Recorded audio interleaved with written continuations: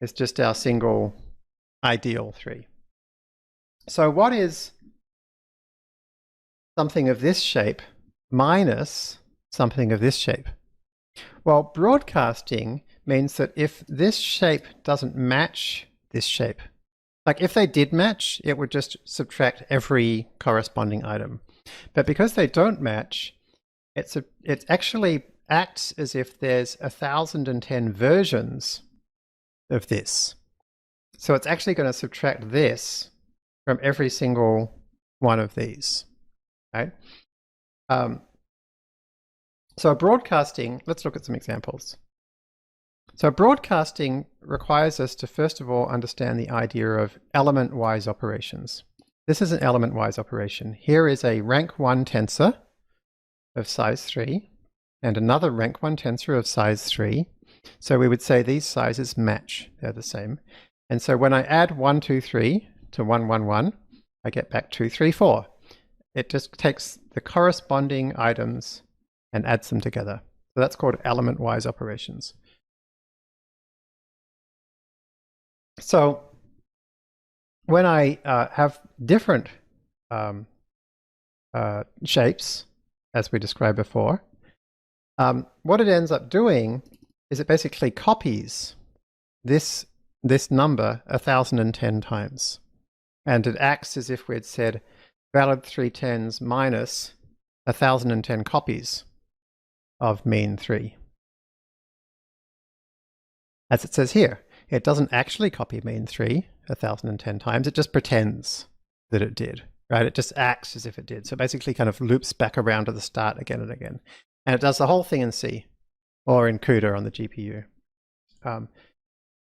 So then we see absolute value, right? So let's go back up here. After we do the minus, we go absolute value. So what happens when we call absolute value on something of size 10, 10 by 28 by 28? Just calls absolute value on each underlying thing, right? And then finally, we call mean. Minus 1 is the last element always in Python. Minus 2 is the second last. So this is taking the mean over the last 2 axes. And so then it's going to return just the first axis. So we're going to end up with 1,010 means, 1,010 distances, which is exactly what we want. We want to know how far away is each of our validation items away from the ideal 3.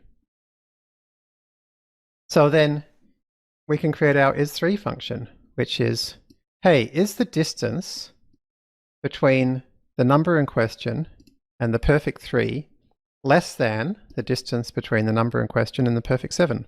If it is, it's a 3, right?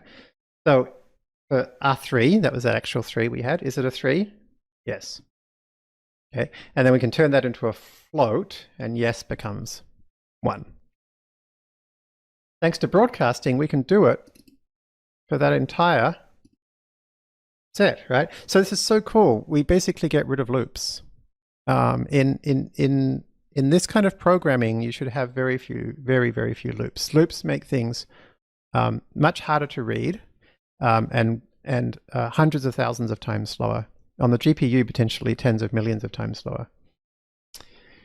So we can just say is3 on our whole valid 3 tens, and then turn that into float, and then take the mean. So that's going to be the accuracy of the 3s on average. And here's the accuracy of the 7s. It's just 1 minus that.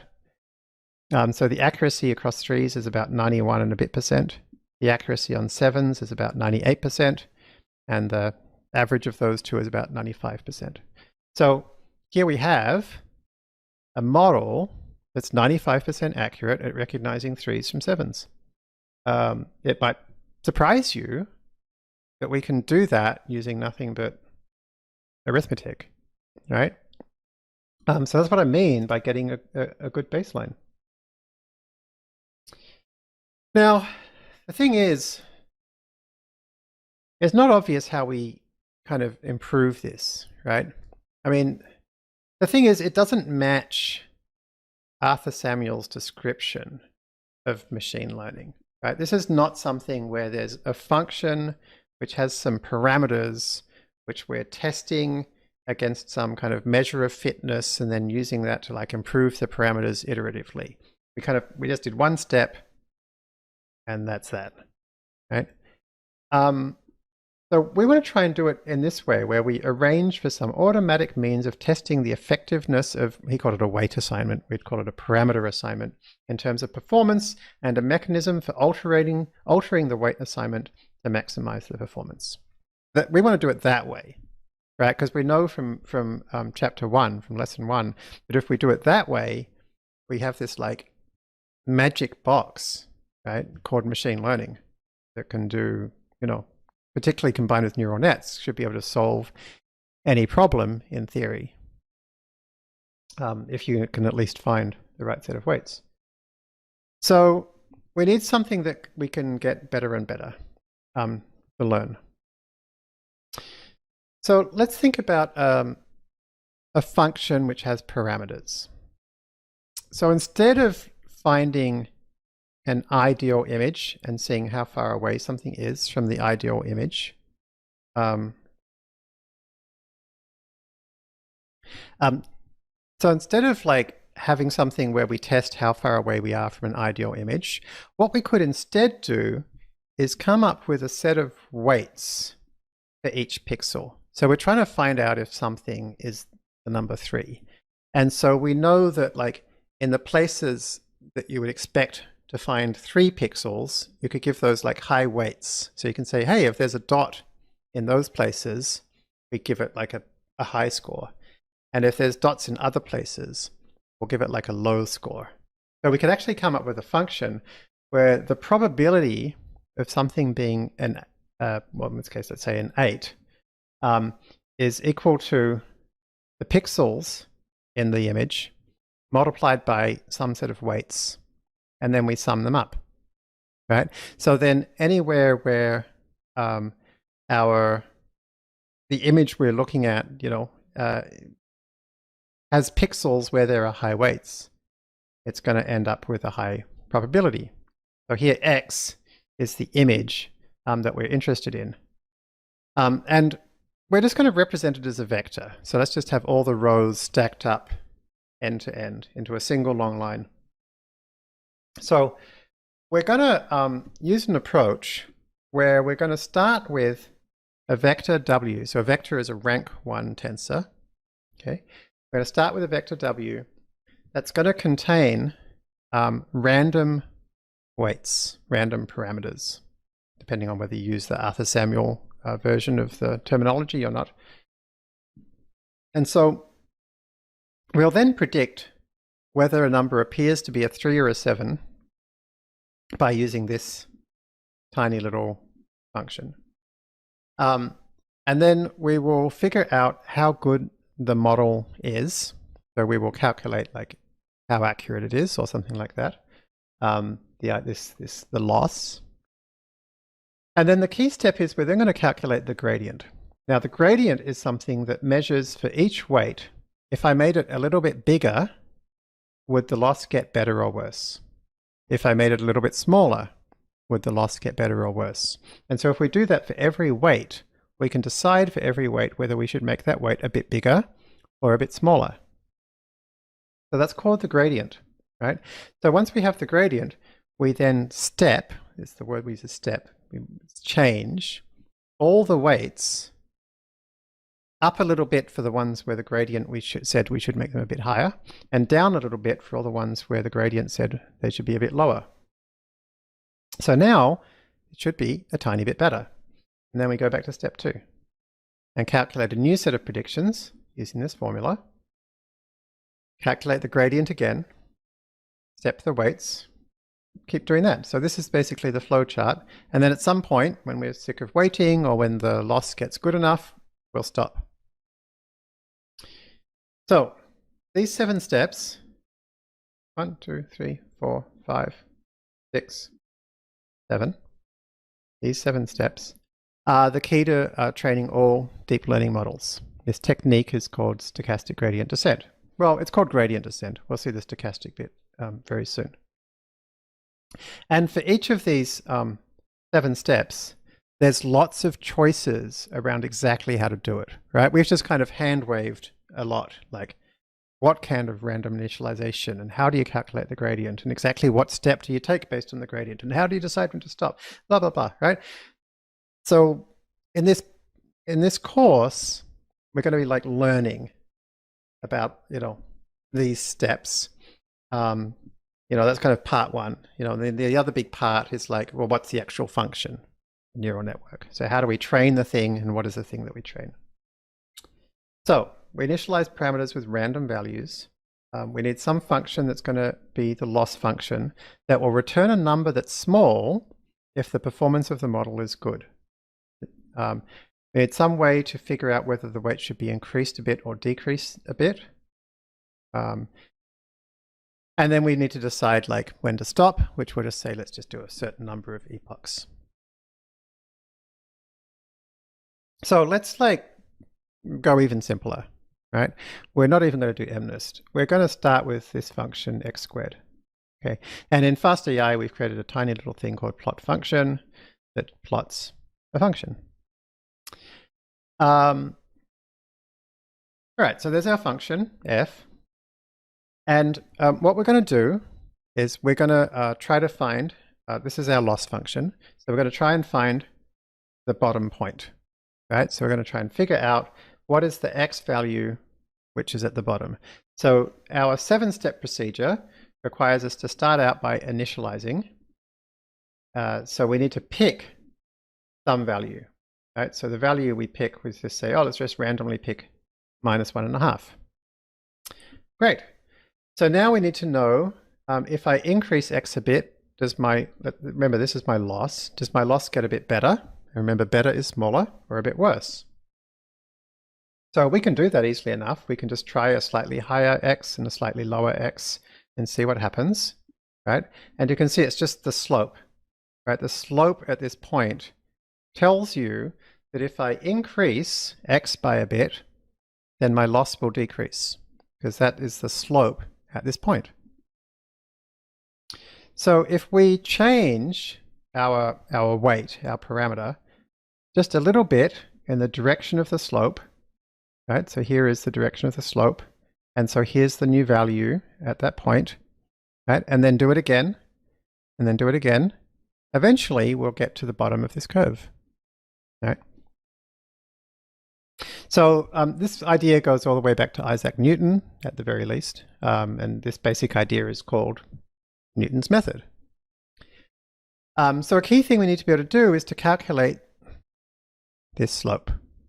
And the bad news is, do that, we need calculus. At least that's bad news for me, because I've never been a fan of calculus. We have to calculate the derivative. Here's the good news, though.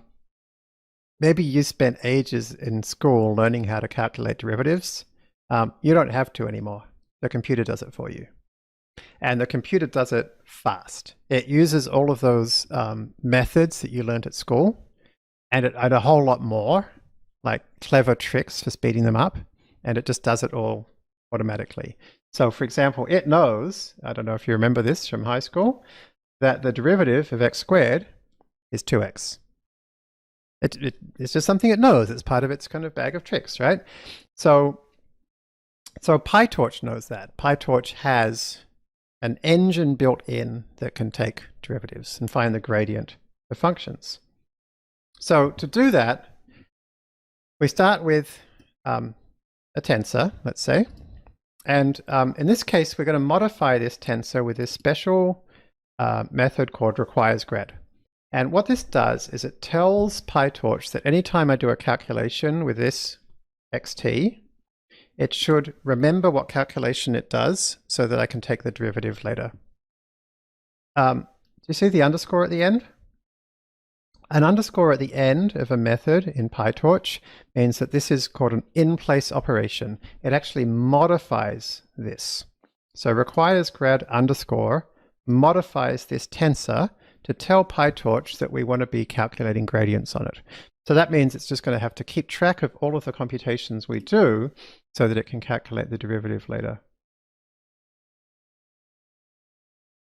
Okay, so we've got the number 3, and let's say we then call f on it. Remember, f is just squaring it. So 3 squared is 9. But the value is not just 9, it's 9 accompanied with a grad function, which is that it knows that a power operation has been taken. So we can now call a special method backward. And backward, which refers to back propagation, which we'll learn about, which basically means take the derivative. And so once it does that, we can now look inside xt, because we said requires grad, and find out its gradient. And remember, the derivative of x squared is 2x. In this case, that was 3. 2 times 3 is 6. Right? So we didn't have to figure out the derivative. We just call backward and then get the grad attribute to get the derivative. So that's how easy it is to do calculus in PyTorch. So what you need to know about calculus is not how to take a derivative, but what it means. And what it means is it's a slope at some point. Now here's something interesting. Let's not just take 3, but let's take a rank 1 tensor, also known as a vector, 3, 4, 10. And let's add sum to our f function. So it's going to go x squared dot sum. So now we can take f of this vector, get back 125, and then we can say backward and grad, and look, 2x, 2x, 2x. Right? So we can calculate, this is vector calculus, right? We're getting the gradient for every element of a vector with the same 2 lines of code.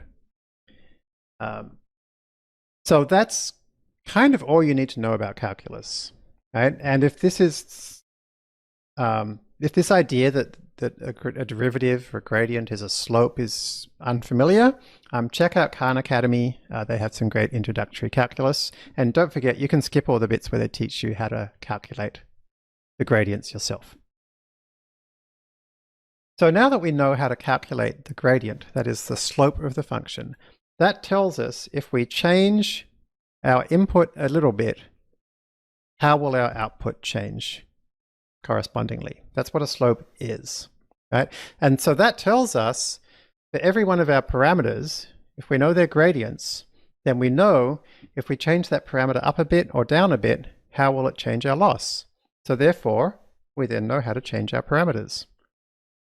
So what we do is, let's say all of our weights are called W. We just subtract off them the gradients multiplied by some small number. And that small number is often a number between about 0.001 and 0.1. It's called the learning rate, right? And this here is the essence of gradient descent.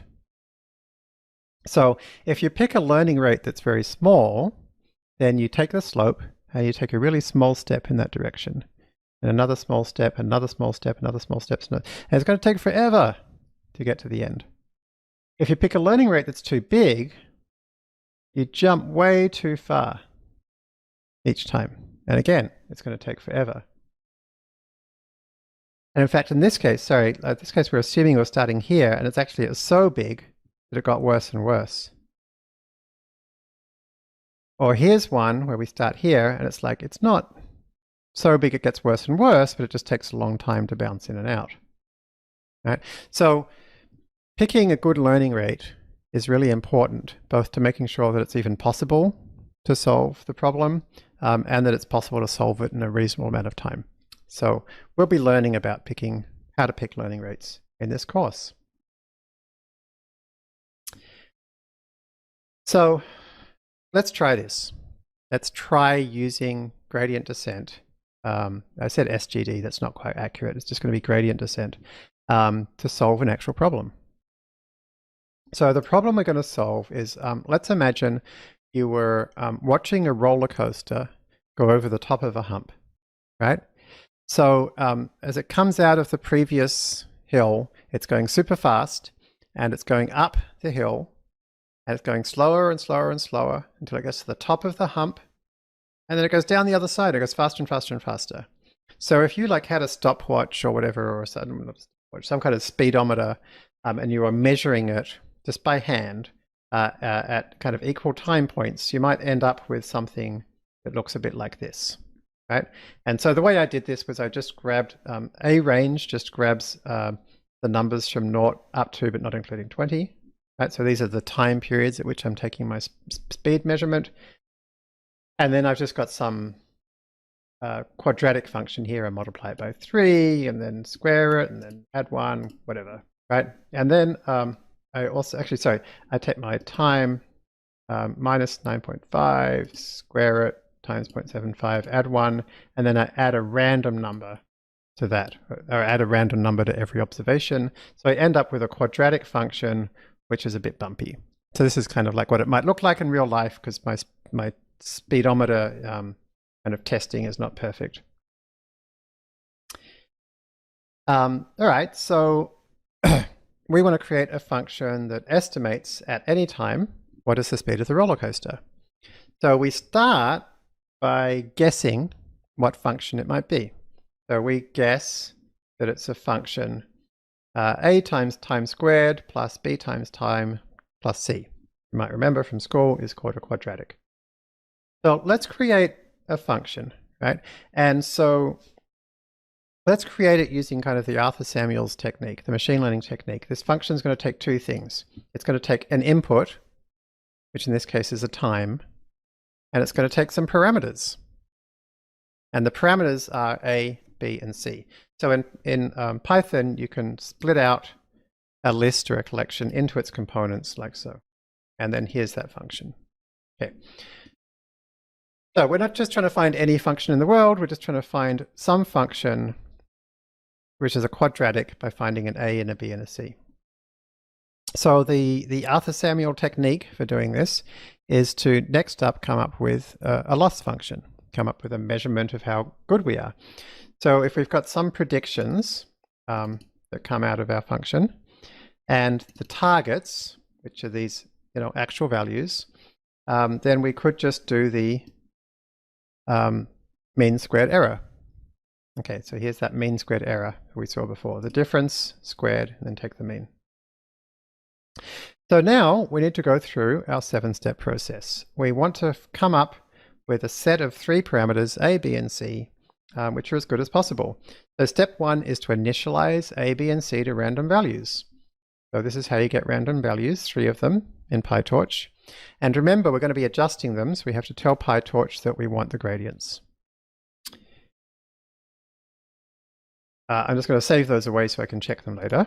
And then I calculate the predictions using that function f, which was this. And then let's create a little function which just plots how good at this point are our predictions.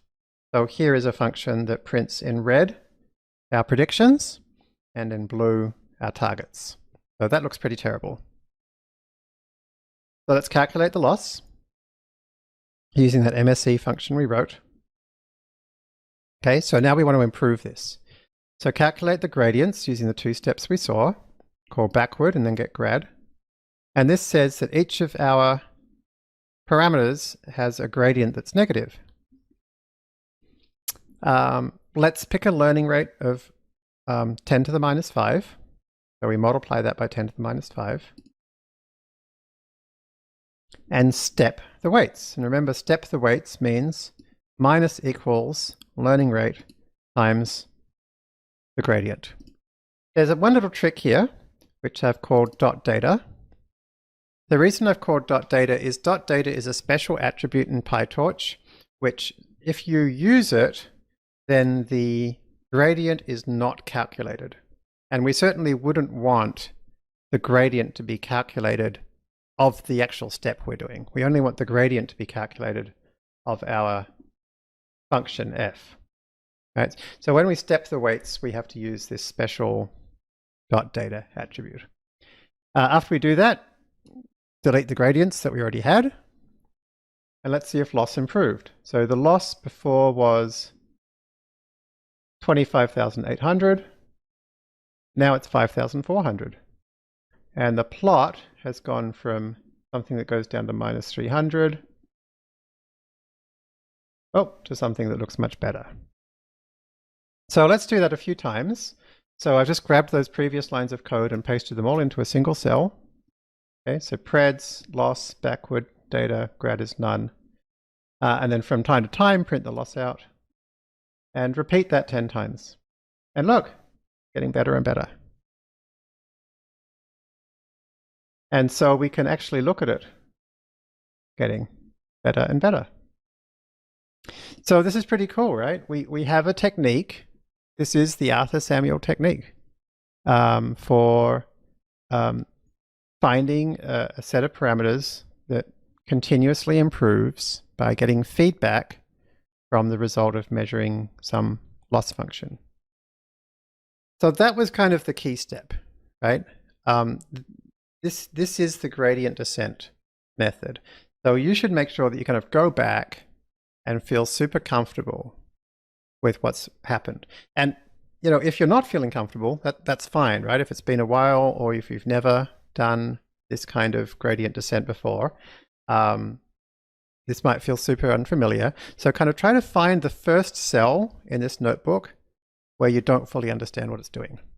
And then like stop and figure it out. Like look at everything that's going on, do some experiments, do some reading until you understand that cell where you were stuck before you move forwards. So let's now apply this to MNIST.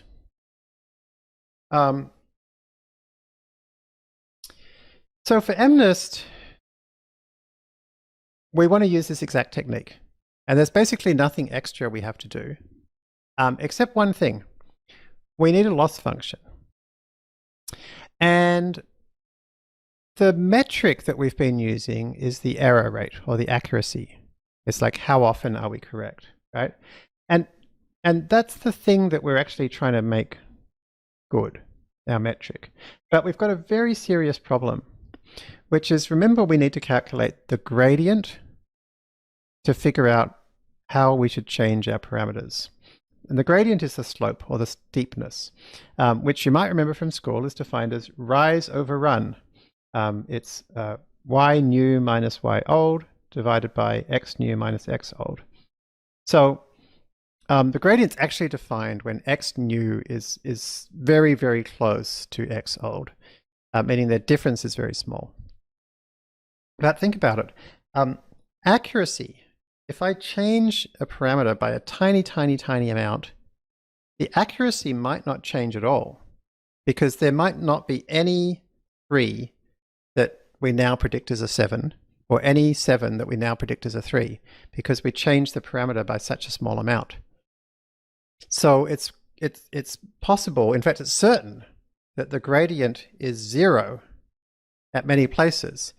And that means that our parameters aren't going to change at all because learning rate times gradient is still 0 when the gradient's 0 for any learning rate.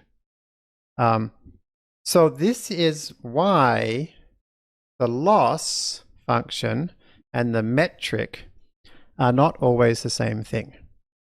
We can't use a metric as our loss if that metric has a gradient of 0. So we need something different. So we want to find something that kind of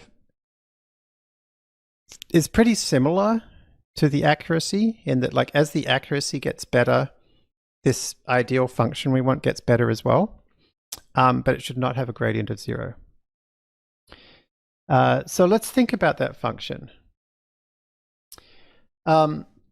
Suppose we had 3 images. Actually, you know what? This is actually probably a good time to stop because actually, you know, we've got to the point here where we understand gradient descent. We kind of know how to do it with a simple loss function. And I actually think before we start looking at the MNIST loss function, we shouldn't move on. because we've got so much assignments to do for this week already. So we've got build your web application, and we've got go step through this notebook to make sure you fully understand it.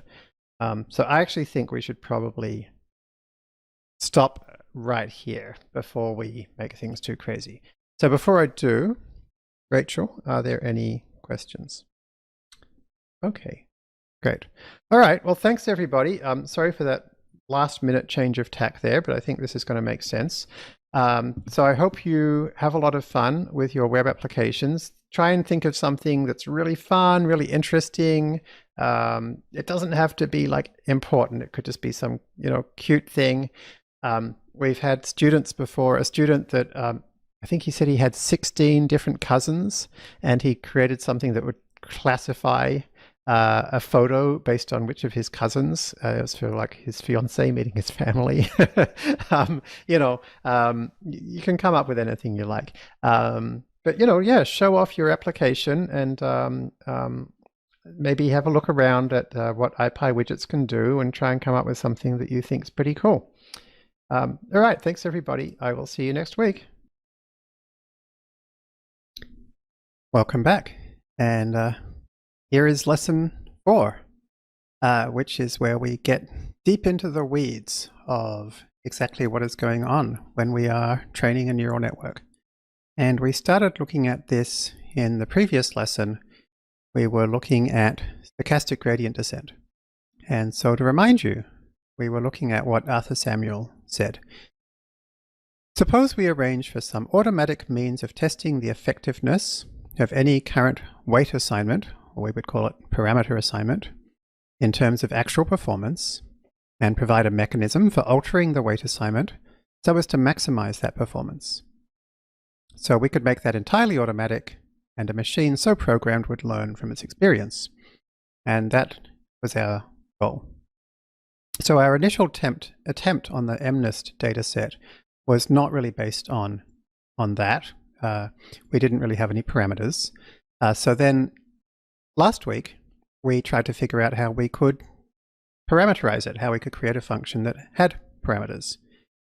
And what we thought we could do would be to have something where say the probability of being some particular number was expressed in terms of the pixels of that number and some weights, and then we would just multiply them together and add them up.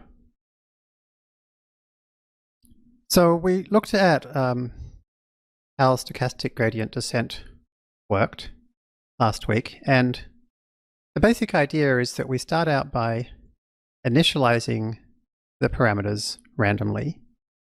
We use them to make a prediction using a function such as this one. We then see how good that prediction is by measuring using a loss function. We then calculate the gradient, which is how much would the loss change if I changed one parameter by a little bit. We then use that to make a small step to change each of the parameters by a little bit by multiplying the learning rate by the gradient to get a new set of predictions. And so we went round and round and round a few times until eventually we decided to stop. And so these are the basic 7 steps that we went through. And so we did that for simple quadratic equation. And we had something which looked like this. And so by the end, we had this nice sample of a curve getting closer and closer and closer.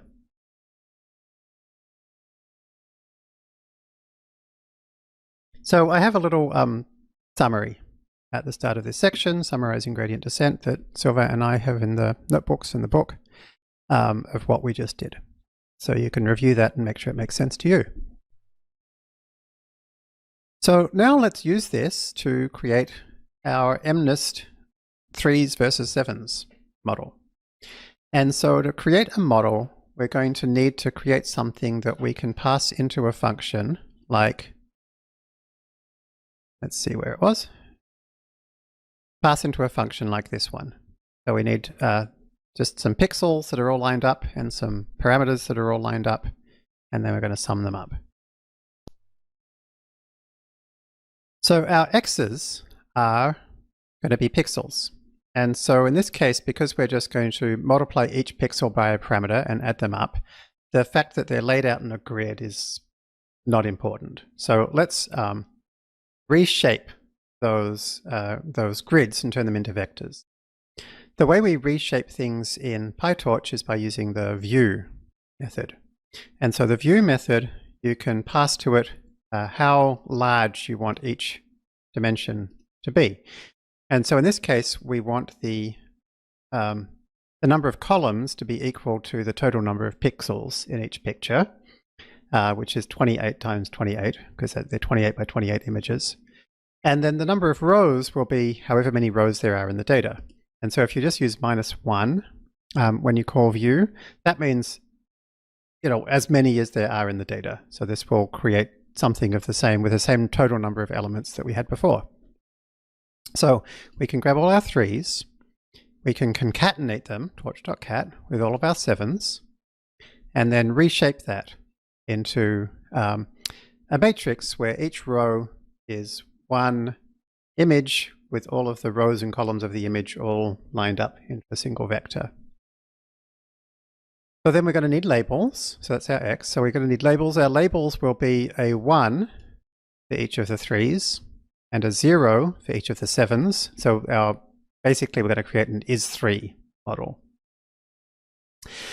So that's going to create a vector. We actually need it to be a matrix in PyTorch. So unsqueeze will add an additional unit dimension to wherever I've asked for. So here in position 1. So in other words, this is going to turn it from something which is a vector of 12,396 long into a matrix with 12,396 rows and 1 column. That's just what PyTorch expects to see. So now we're going to turn our x and y into a data set.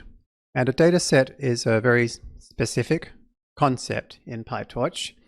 It's something which we can index into using square brackets. And when we do so, it's expected to return a tuple. So here, if we look at, we're going to create this data set, and when we index into it, it's going to return a tuple containing our independent variable and our dependent variable for a particular row. And so to do that, we can use the Python zip function, which takes one element of the first thing and concatenates it with one element of the second thing, and then it does that again and again and again. And so then if we create a list of those, it gives us a data set. It gives us a list, which when we index into it, it's going to contain one image and one label. And so here you can see y, there's my label, and my image. I won't print out the whole thing, but it's a 784 long vector. So that's a really important concept. A data set is something that you can index into and get back a tuple. And here I am, this is called destructuring the tuple, which means I'm taking the two parts of the tuple and putting the first part in one variable and the second part in the other variable, which is something we do a lot in Python. It's pretty handy. A lot of other languages support that as well. Repeat the same 3 steps for our validation set. So we've now got a training data set and a validation data set. Right, so now we need to initialize our parameters. And so to do that, as we've discussed, we just do it randomly. So here's a function that, given some size, some shape, if you like, will randomly initialize using a normal random number distribution in PyTorch. That's what randn does. And we can hit Shift-Tab to see how that works. Okay.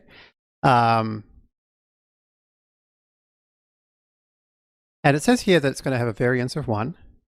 So I probably shouldn't have called this standard deviation. I probably should have called this variance, actually. So multiply it by the variance to change its variance to whatever is requested, which will default to 1. And then, as we talked about when it comes to calculating our gradients, we have to tell PyTorch which things we want gradients for. And the way we do that is requires grad underscore. Remember, this underscore at the end is a special magic symbol which tells PyTorch that we want this function to actually change the thing that it's referring to. So this will change this tensor such that it requires gradients.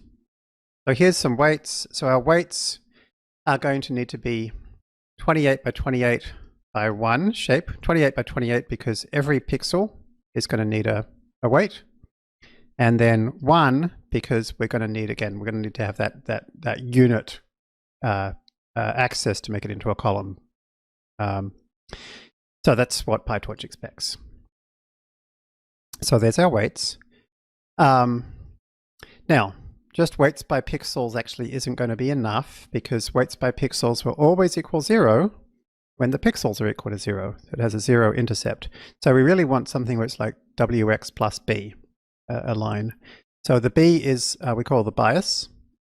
And so that's just going to be a single number. So let's grab a single number for our bias.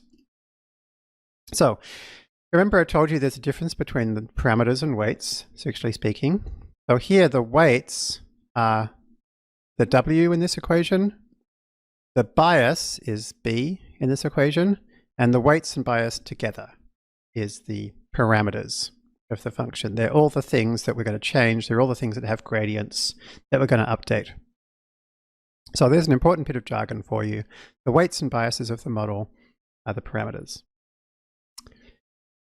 So we can, yes, question. What's the difference between gradient descent and stochastic gradient descent? So far we've only done gradient descent. We'll be doing stochastic gradient descent in a few minutes. So we can now create a calculated prediction for one image. So we can take an image such as the first one and multiply by the weights. We'll need to transpose them to make them line up in terms of the rows and columns, and add it up and add the bias, and there is a prediction. We want to do that for every image. We could do that with a for loop, and that would be really, really slow. It wouldn't run on the GPU, and it wouldn't run in optimized C code. So we actually want to use always to do kind of like looping over pixels, looping over images. You always need to try to make sure you're doing that without a Python for loop. In this case, doing this calculation for lots of rows and columns is a mathematical operation called matrix multiply. So if you've forgotten your matrix multiplication, or maybe never quite got around to it at high school, it would be a good idea to have a look at Khan Academy or something to learn about what it is. But it's actually, I'll give you the quick answer. This is from Wikipedia. If these are two matrices, A and B, then this element here, 1, 2, in the output is going to be equal to the first bit here times the first bit here plus the second bit here times the second bit here. So it's going to be B12 times A11 plus B22 times A12. That's, you can see the orange matches the orange. Ditto for over here. This would be equal to B13 times A31 plus B23 times A32, and so forth for every part.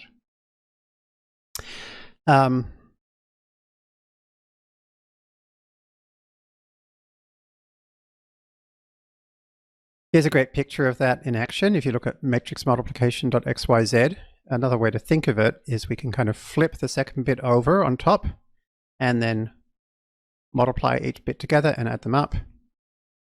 Multiply each bit together and add them up. And you can see always the second one here ends up in the second spot and the first one ends up in the first spot. And that's what matrix multiplication is. So we can do our multiply and add up by using matrix multiplication.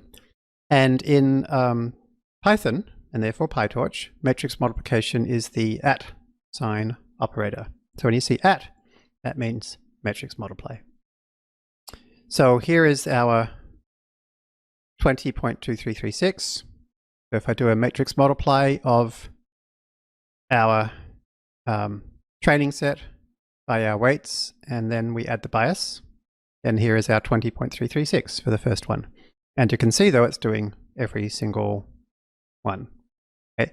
So that's really important, is that matrix multiplication gives us an optimized way to do these simple linear functions for as many kind of rows and columns as we want. So this is one of the two fundamental equations of any neural network. Some rows of data, rows and columns of data, matrix multiply, some weights, add some bias. And the second one, which we'll see in a moment, is an activation function. So that is some predictions from our randomly initialized model. So we can check how good our model is. And so to do that, we can decide that anything greater than 0, we will call a 3. And anything less than 0, we will call a 7. So preds greater than 0 tells us whether or not something is predicted to be a 3 or not. Then turn that into a float. So rather than true and false, make it 1 and 0, because that's what our training set contains. And then check whether our thresholded predictions are equal to our training set. And this will return true every time a row is correctly predicted and false otherwise. So if we take all those trues and falses and turn them into floats, so that'll be 1s and 0s, and then take their mean, it's 0.49. So not surprisingly, our randomly initialized model is right about half the time at predicting 3s from 7s. I added one more method here, which is .item. Without .item, this would return a tensor.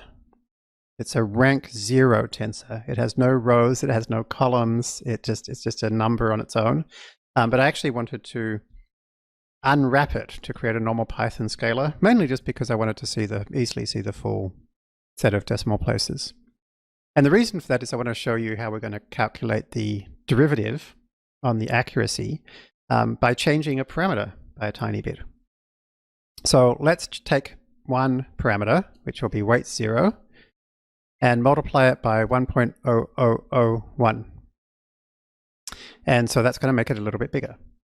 And then if I calculate how the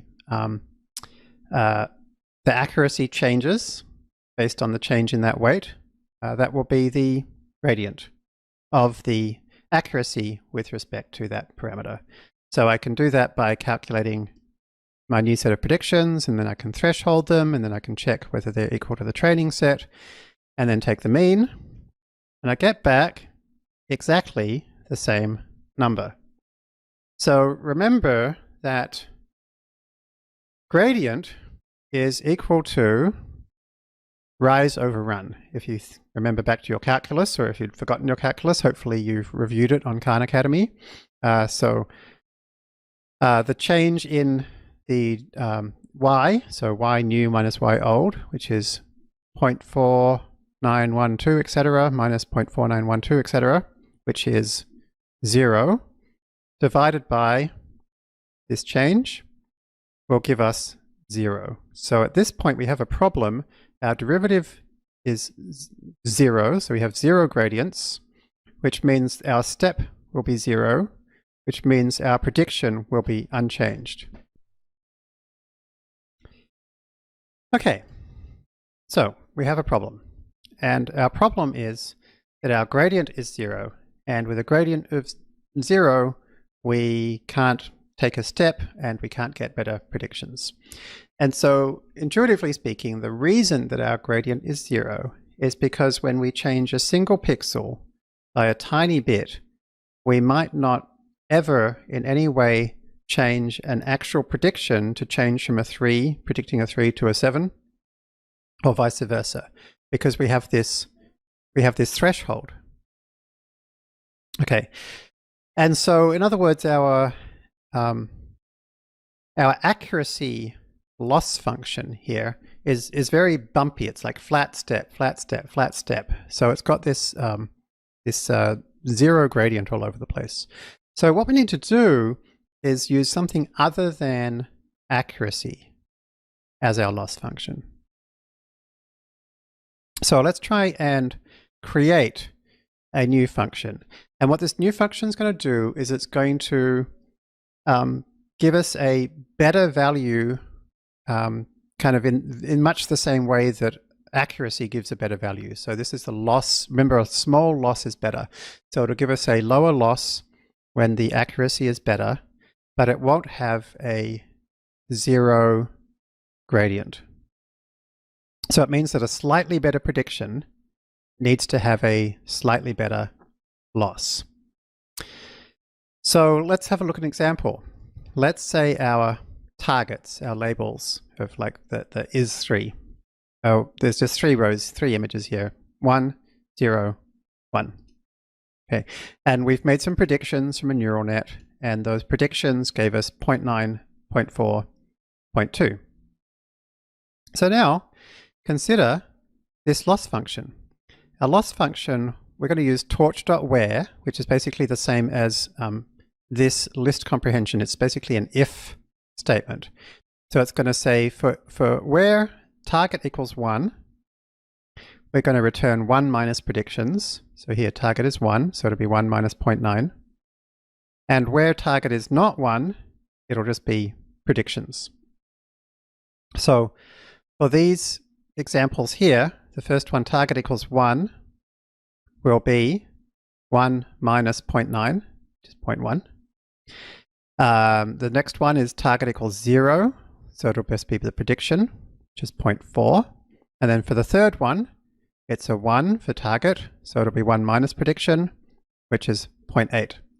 And so you can see here, when the prediction is correct, in other words, it's a number, it's a high number when the target is 1 and a low number when the target is 0, these numbers are going to be smaller. So the worst one is when we predicted 0.2, so we really thought that was actually a 0, but it's actually a 1. So we ended up with a 0.8 here, because this is 1 minus prediction, 1 minus 0.2 is 0.8. So we can then take the mean of all of these to calculate a loss. So if you think about it, this loss will be the smallest if the predictions are exactly right. So if we did predictions is actually identical to the targets, then this will be 0, 0, 0. Okay? Whereas if they were exactly wrong, so say they were 1 minus,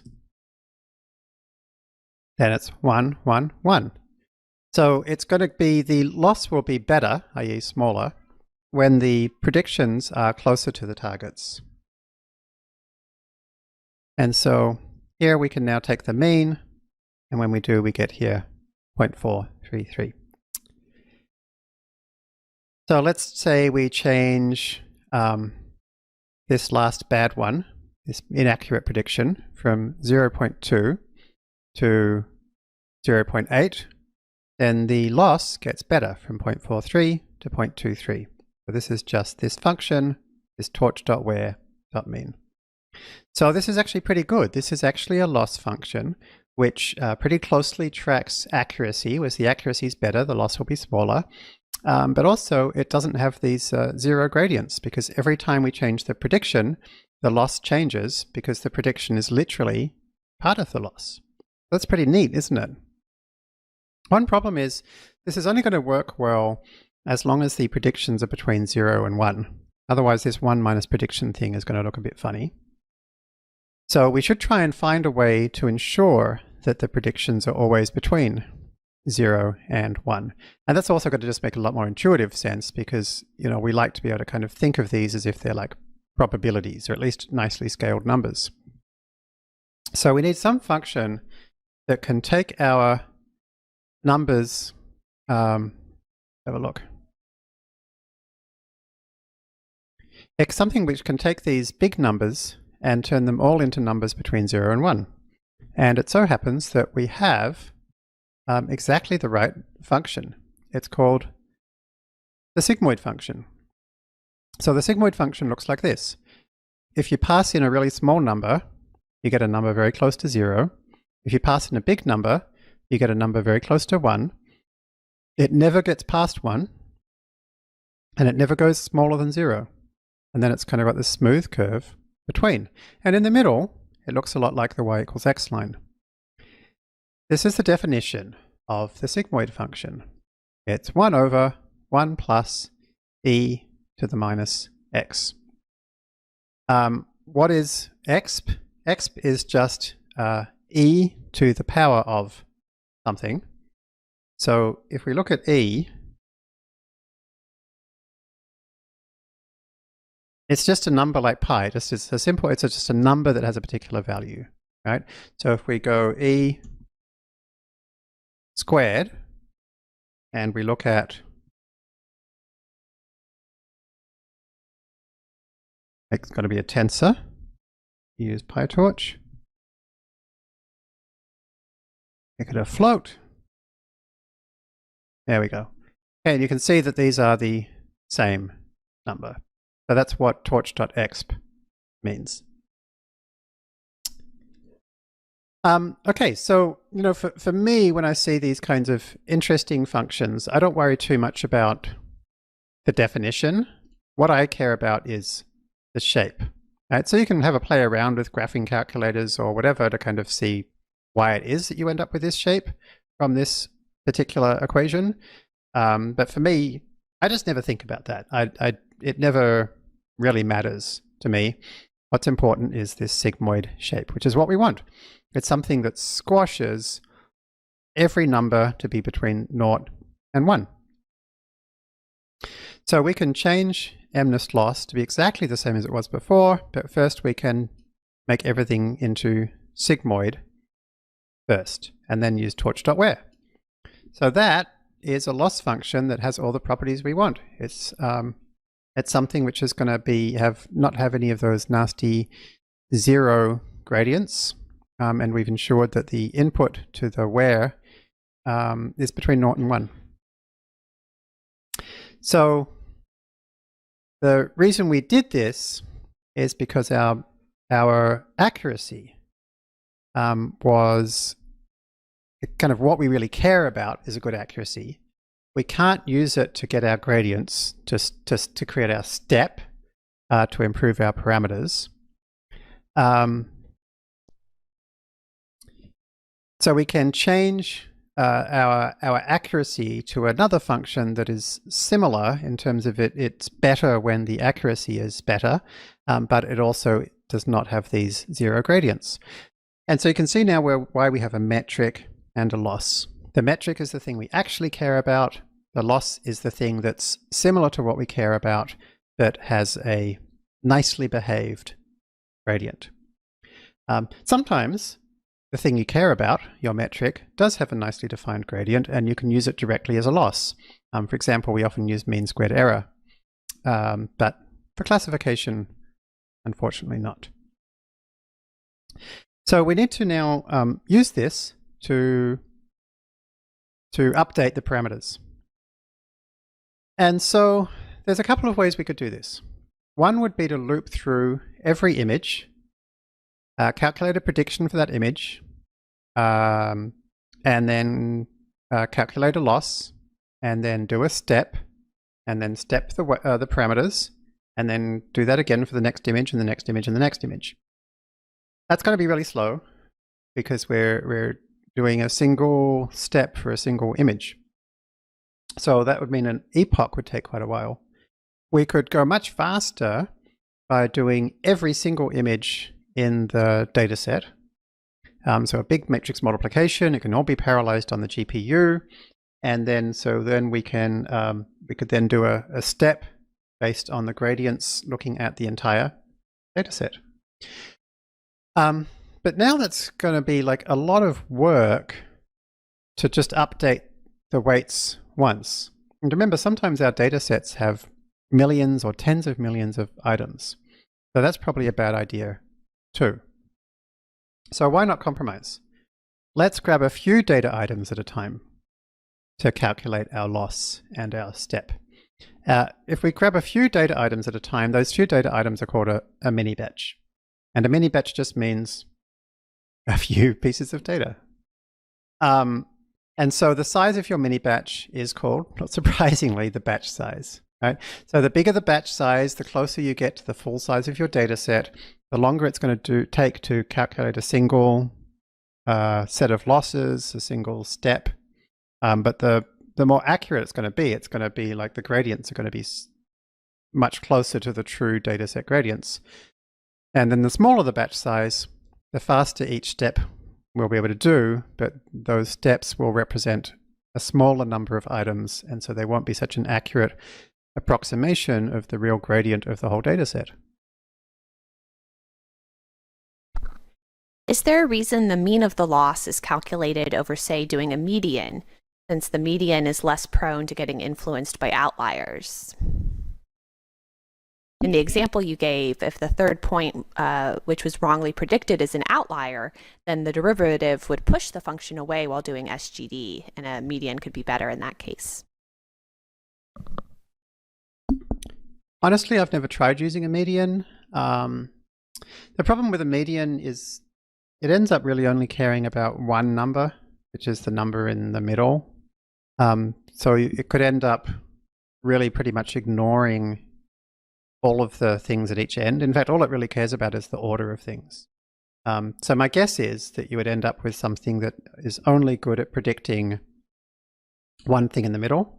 But I haven't tried it. It'd be interesting to see. Well, I guess the other thing that would happen with a median is you would have a lot of zero gradients, I think, because it's picking the thing in the middle, and you could, change your values, and the thing in the middle might, well, it wouldn't be zero gradients, but bumpy gradients. The thing in the middle would suddenly jump to being a different item. So it might not behave very well.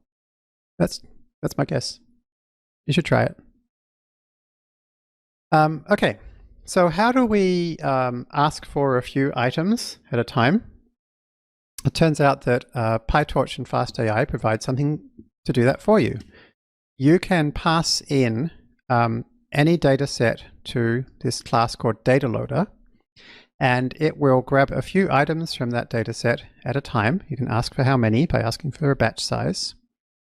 And then you can, as you can see, it will grab a few items at a time until it's grabbed all of them. So here I'm saying let's create a collection that just contains all the numbers from 0 to 14. Let's pass that into a data loader with a batch size of 5. And then that's going to be something, it's called an iterator in Python. It's something that you can ask for one more thing from an iterator. If you pass an iterator to list in Python, it returns all of the things from the iterator. So here are my 3 mini batches, and you'll see here all the numbers from 0 to 15 appear. They appear in a random order, and they appear 5 at a time. They appear in random order because shuffle equals true. So normally in the training set, we ask for things to be shuffled. So it gives us a little bit more randomization. More randomization is good because it makes it harder for it to kind of learn what the data set looks like. So that's what a data loader, that's how a data loader is created. Now, remember though that our data sets actually return tuples. And here I've just got single ints. So let's actually create a tuple. So if we enumerate all the letters of English, then that means that returns 0A, 1B, 2C, etc. Let's make that our data set. So if we pass that to a data loader with a batch size of 6, then as you can see, it returns tuples containing 6 of the first things and the associated 6 of the second things. So this is like our independent variable, and this is like our dependent variable.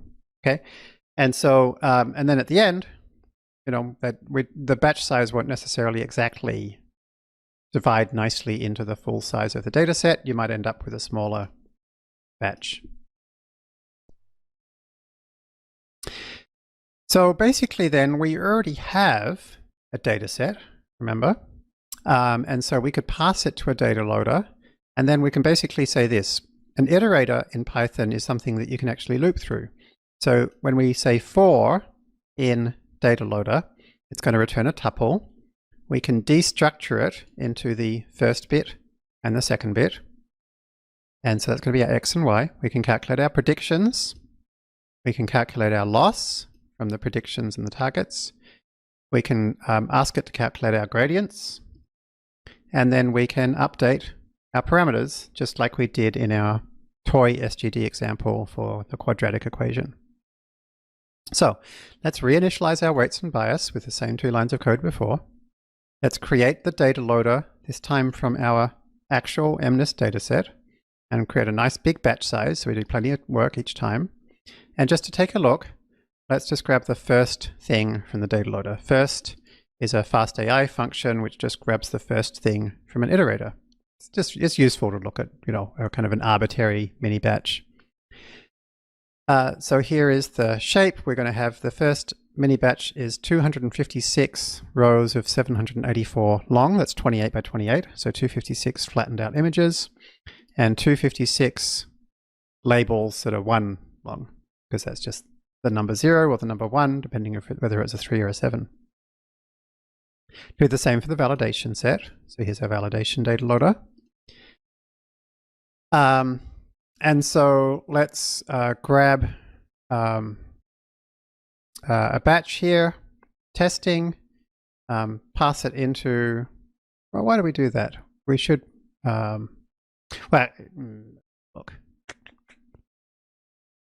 Yeah, I guess, actually for our testing, I'm going to just manually grab the first 4 things just so that we can make sure everything lines up. So let's grab just the first 4 things. We'll call that a batch. Pass it into that linear function we created earlier.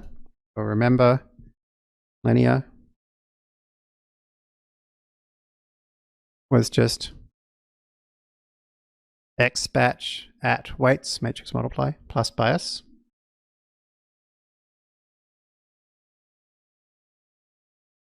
And so that's going to give us 4 results. That's a prediction for each of those 4 images. And so then we can calculate the loss using that loss function we just used. And let's just grab the first 4 items of the training set. And there's the loss. Okay. And so now we can calculate the gradients. And so the gradients are 784 by 1. So in other words, it's a column where every weight has a gradient. It's what's the change in loss for a small change in that parameter. And then the bias has a gradient that's a single number, because the bias is just a single number. So we can take those 3 steps and put it in a function. So if this is calculate gradient, you pass it an x batch, a y batch in some model, then it's going to calculate the predictions, calculate the loss, and do the backward step. And here we see calculate gradient. And so we can get just to take a look, the mean of the weights gradient and the bias gradient. And there it is. If I call it a second time, and look, notice I have not done any step here. This is exactly the same parameters. I get a different value. That's a concern. You would expect to get the same gradient every time you called it with the same data. Why have the gradients changed? That's because loss.backward does not just calculate the gradients. It calculates the gradients and adds them to the existing gradients, the things in the .grad attribute. The reasons for that we'll come to later, but for now the thing to know is just it does that. So actually what we need to do is to call grad.0 underscore. So .0 returns a tensor containing zeros. And remember, underscore does it in place. So that updates the weights.grad attribute, which is a tensor, to contain zeros. So now if I do that and call it again, I will get exactly the same number. So here is how you train one epoch with SGD. Loop through the data loader, grabbing the X batch and the Y batch, calculate the gradient, prediction, loss, backward. Go through each of the parameters, and we're going to be passing those in. So there's going to be the 768 weights and the 1 bias. And then for each of those, update the parameter to go minus equals gradient times learning rate. That's our gradient descent step. And then zero it out for the next time around the loop. I'm not just saying p minus equals, I'm saying p dot data minus equals. And the reason for that is that, remember, PyTorch keeps track of all of the calculations we do so that it can calculate the gradient. Well, I don't want it calculating the gradient of my gradient descent step. That's like not part of the model, right? So .data is a special attribute in PyTorch where if you write to it, it tells PyTorch not to update the gradients using that calculation. So this is your most basic standard SGD, stochastic gradient descent loop. So now we can answer that earlier question. The difference between stochastic gradient descent and gradient descent is that gradient descent does not have this here that loops through each mini batch. For gradient descent, it does it on the whole data set each time around. So train epoch or gradient descent would simply not have the for loop at all, but instead it would calculate the gradient for the whole data set and update the parameters based on the whole data set, which we never really do in practice. We always use mini batches of various sizes.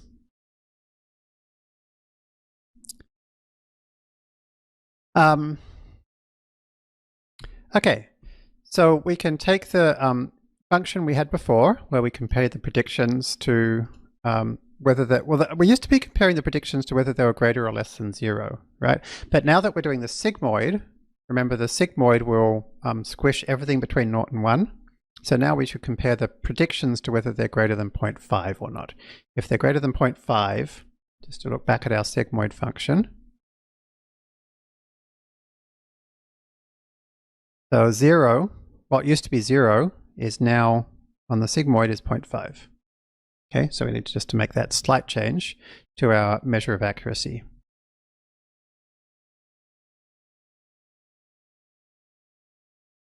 So to calculate the accuracy for some X batch and some Y batch, this is actually, assume this is actually the predictions. Then we take the sigmoid of the predictions, we compare them to 0.5 to tell us whether it's a 3 or not. We check what the actual target was to see which ones are correct. And then we take the mean of those after converting the Booleans to floats. So we can check that. Accuracy, let's take our batch, put it through our simple linear model, compare it to the 4 items of the training set, and there's the accuracy. So if we do that for every batch in the validation set, then we can loop through with a list comprehension every batch in the validation set, get the accuracy based on some model, stack those all up together so that this is a list, right? So if we want to turn that list into a tensor, where the items of the list of the tensor are the items of the list, that's what stack does. So we can stack up all those, take the mean, convert it to a standard Python scalar by calling .item, round it to 4 decimal places just for display, and so here is our validation set accuracy. As you would expect, it's about 50% because it's random. So we can now train for one epoch. So we can say, remember train epoch needed the parameters. So our parameters in this case are the weights tensor and the bias tensor. So train one epoch using the linear 1 model with a learning rate of 1 with these 2 parameters, and then validate. And look at that! Our accuracy is now 68.8%. So we've trained an epoch. So let's just repeat that 20 times. Train and validate. And you can see the accuracy goes up and up and up and up and up to about 97%. So that's cool. We've built an SGD optimizer of a simple linear function that is getting about 97% on our simplified MNIST, where there's just the 3s and the 7s. So a lot of steps there. Let's simplify this through some refactoring. So the kind of simple refactoring we're going to do, well, we're going to do a couple, but the basic idea is we're going to create something called an optimizer class. The first thing we'll do is we'll get rid of the linear1 function. So remember, the linear1 function does x at w plus b. There's actually a class in PyTorch that does that equation for us, so we may as well use it. It's called nn.linear. And nn.linear does two things. It does that function for us, and it also initializes the parameters for us. So we don't have to do weights and bias init params anymore. We just create an nn.linear class, and that's going to create a matrix of size 28 by 28, 1, and a bias of size 1. It will set requires grad equals true for us. It's all going to be encapsulated in this class, and then when I call that as a function, it's going to do my x at w plus b. So to see the parameters in it, we would expect it to contain 784 weights and 1 bias. We can just call .parameters, and we can destructure it to w, b, and see, yep, it is 784 and 1 for the weights and bias. So that's cool. So this is just, it could be an interesting exercise for you to create this class yourself from scratch. You should be able to at this point, so that you can confirm that you can recreate something that behaves exactly like nn.linear. So now that we've got this object, which contains our parameters in a parameters method, we could now create an optimizer. So for our optimizer, we're going to pass it the parameters to optimize and a learning rate. We'll store them away, and we'll have something called step, which goes through each parameter and does that thing we just saw. p.data minus equals p.grad times learning rate. And it's also going to have something called zero grad, which goes through each parameter and zeroes it out, or we could even just set it to none. So that's the thing we're going to call basic optimizer. So those are exactly the same lines of code we've already seen, wrapped up into a class. So we can now create an optimizer, passing in the parameters of the linear model for these, and our learning rate. And so now our training loop is loop through each mini batch in the data loader, calculate the gradient, opt.step, opt.zeroGrad. That's it. Validation function doesn't have to change. And so let's put our training loop into a function that's going to loop through a bunch of epochs, call train epoch, print, validate epoch, and then run it. And it's the same.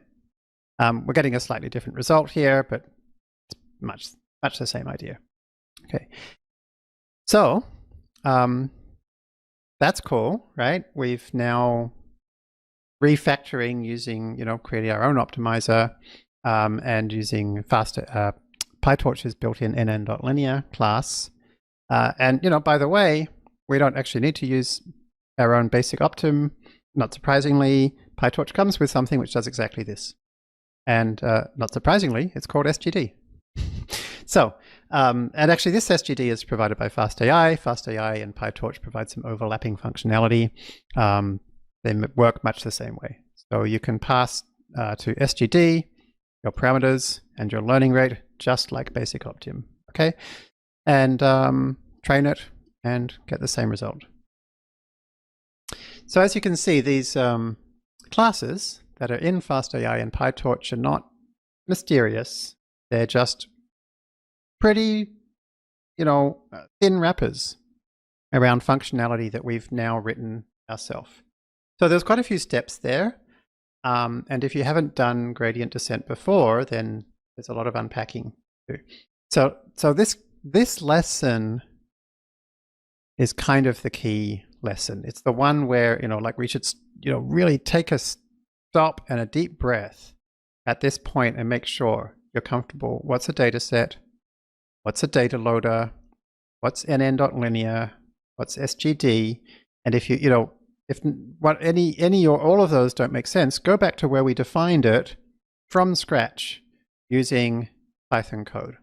Well, the data loader we didn't define from scratch, but it the functionality is not particularly interesting.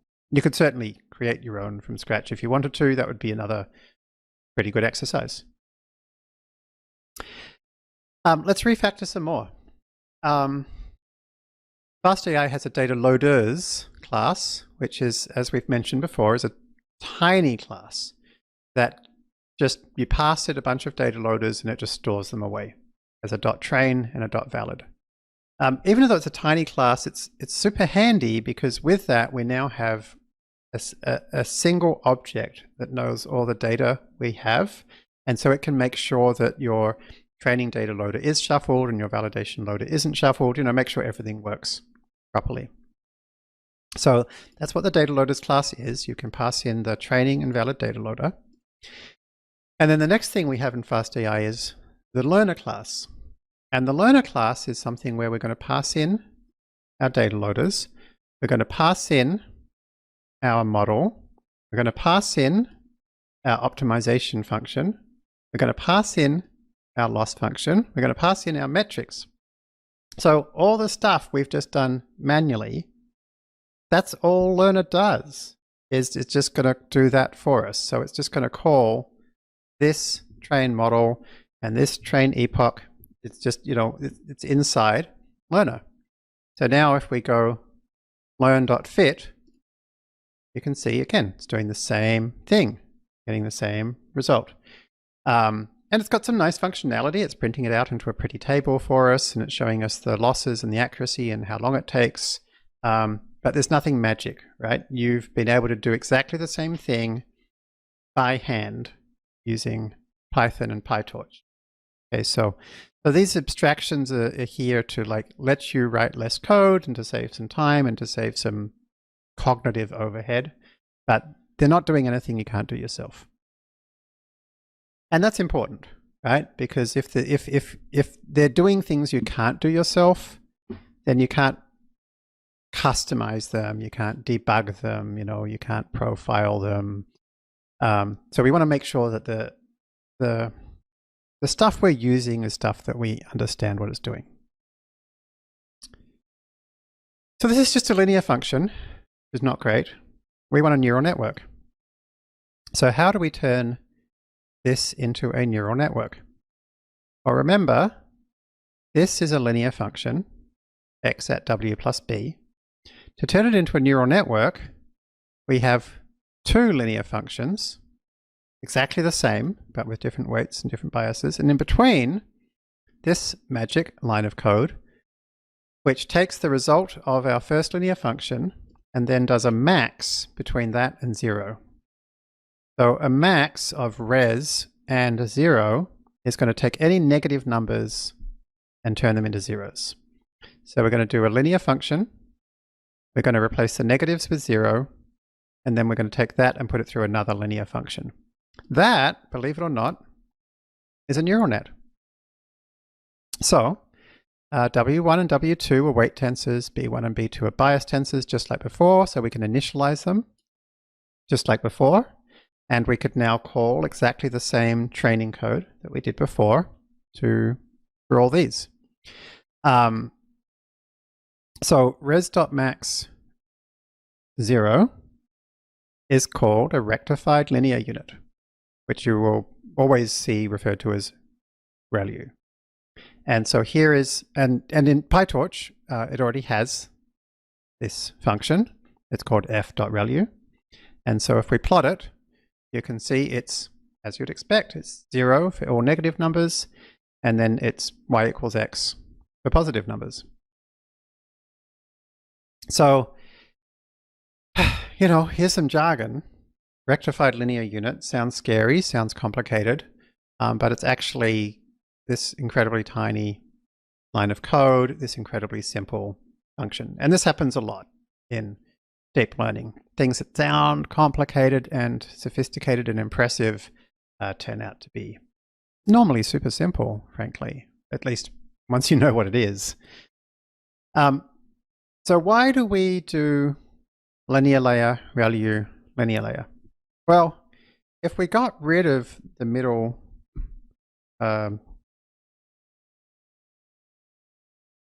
if we got rid of the middle value and just went linear layer, then you could rewrite that as a single linear layer when you multiply things and add, and then multiply things and add.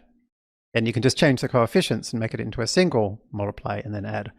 So no matter how many linear layers we stack on top of each other, we can never make anything more kind of effective than a simple linear model. But if you put a non-linearity between the linear layers, then actually you have the opposite. This is now where something called the universal approximation theorem holds, which is that if the size of the weight and bias matrices are big enough, this can actually approximate any arbitrary function, including the function of how do I recognize 3s from 7s, or whatever. So that's kind of amazing, right? This tiny thing is actually a universal function approximator. As long as you have W1, B1, W2, and B2 have the right numbers. And we know how to make them the right numbers. You use SGD.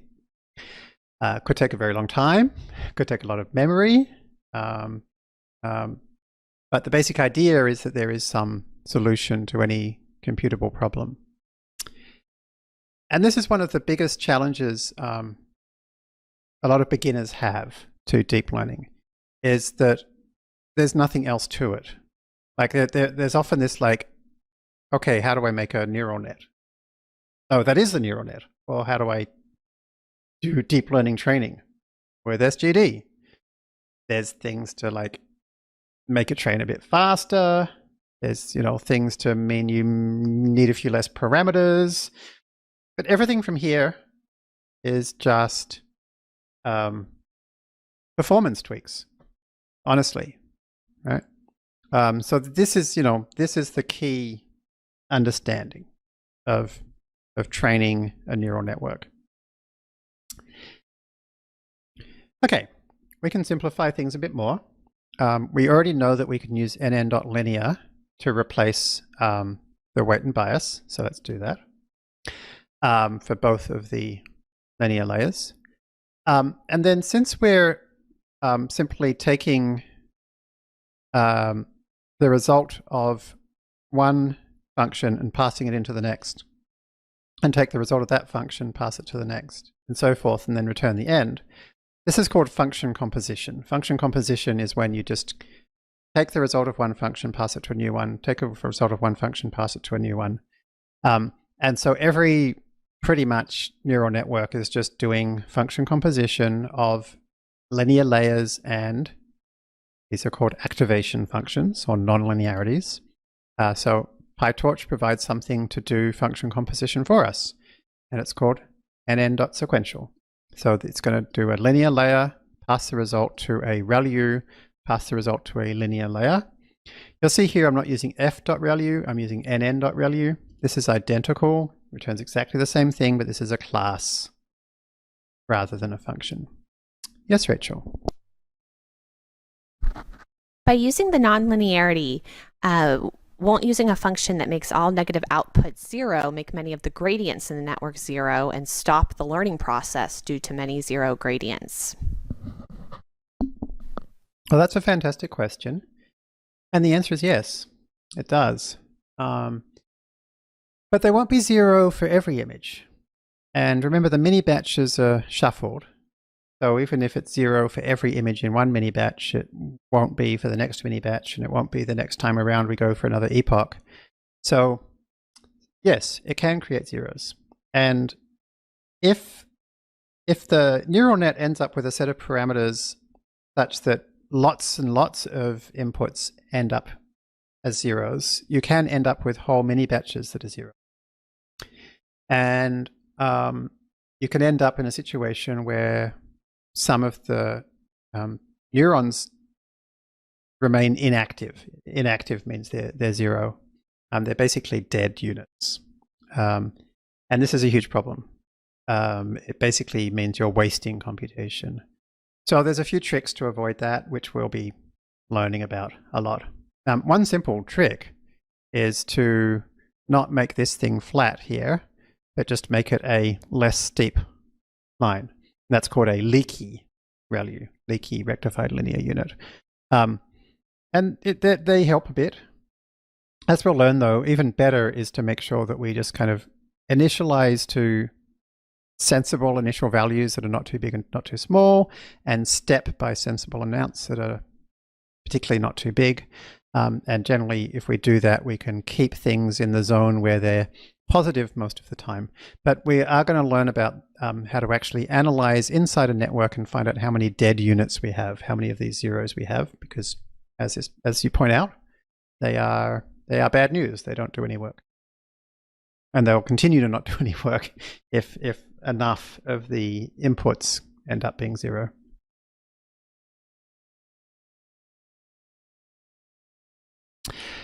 Okay, so now that we've got a neural net, we can use exactly the same learner we had before, but this time we'll pass in the simple net instead of the linear one.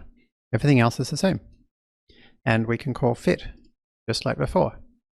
And generally, as your models get deeper, so here we've gone from 1 layer to, and I'm only counting the parameterized layers as layers. You could say it's 3. I'm just going to call it 2. There's 2 trainable layers.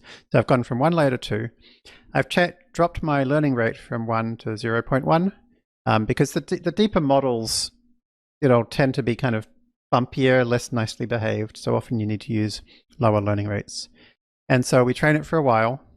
Okay, and we can actually find out what that training looks like by looking inside our learner, and there's an attribute we create for you called recorder, and that's going to record everything that appears in this table, basically.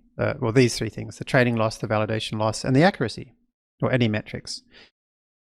So recorder.values contains that kind of table of results, and so item number 2 of each row will be the accuracy. And so the capital L class, which I'm using here, has a nice little method called itemGot that will get the second item from every row. And then I can plot that to see how the training went. And I can get the final accuracy like so by grabbing the last row of the table and grabbing the second index 2, 0, 1, 2. So my final accuracy, not bad, 98.3%.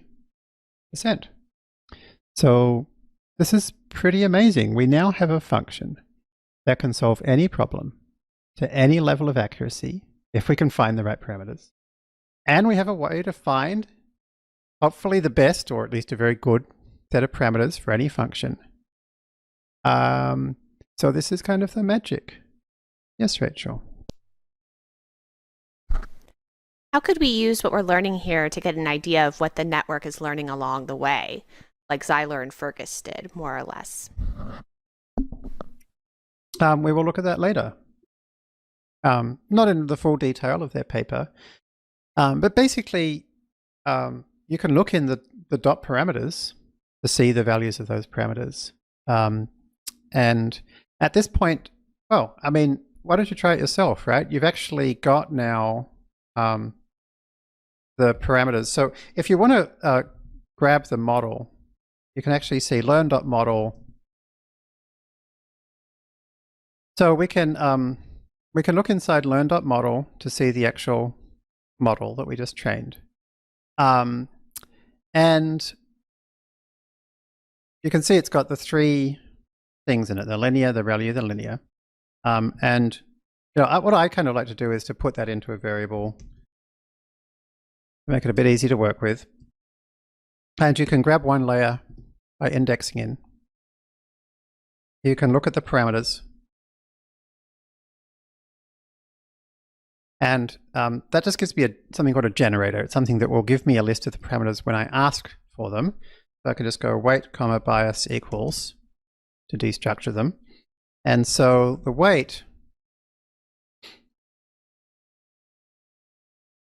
is 30 by 784 because that's what I asked for. So one of the things to note here is that to create a neural net, so something with more than one layer, I actually have 30 outputs, not just one, right? So I'm kind of generating lots of, you can think of it as generating lots of features. So it's kind of like 30 different linear models here. And then I combine those 30 back into one. So you could look at one of those by having a look at here. So there's the numbers in the first row. We could reshape that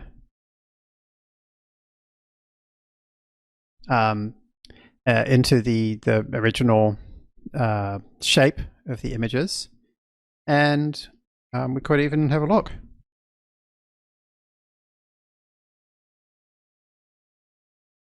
And there it is, right? So you can see this is something, so this is cool, right? We can actually see here, we've got something which is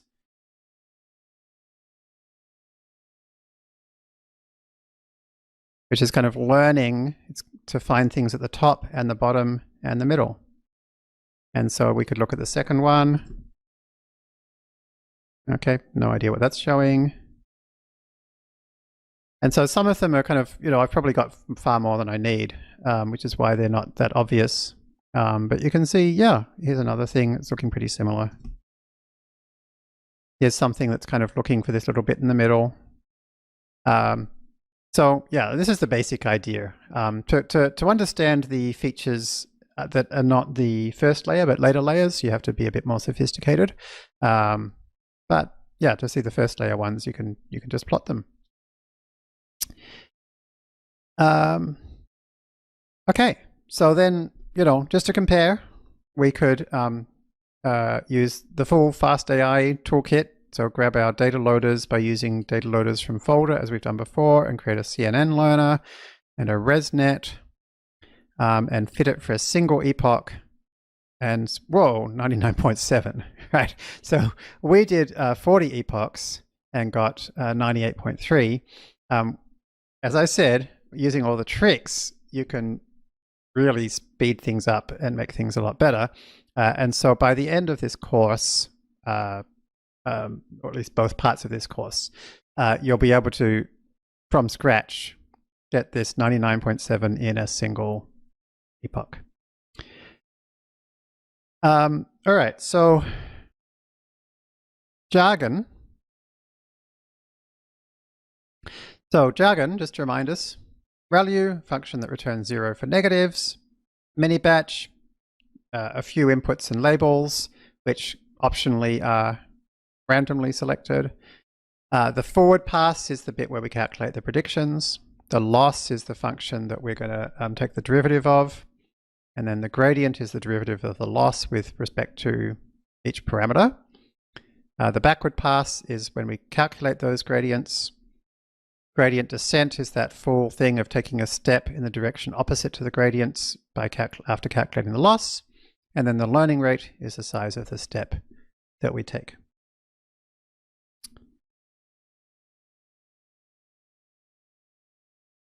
Other things to know, perhaps the two most important pieces of jargon are all of the numbers that are in a neural network. The numbers that we're learning are called parameters.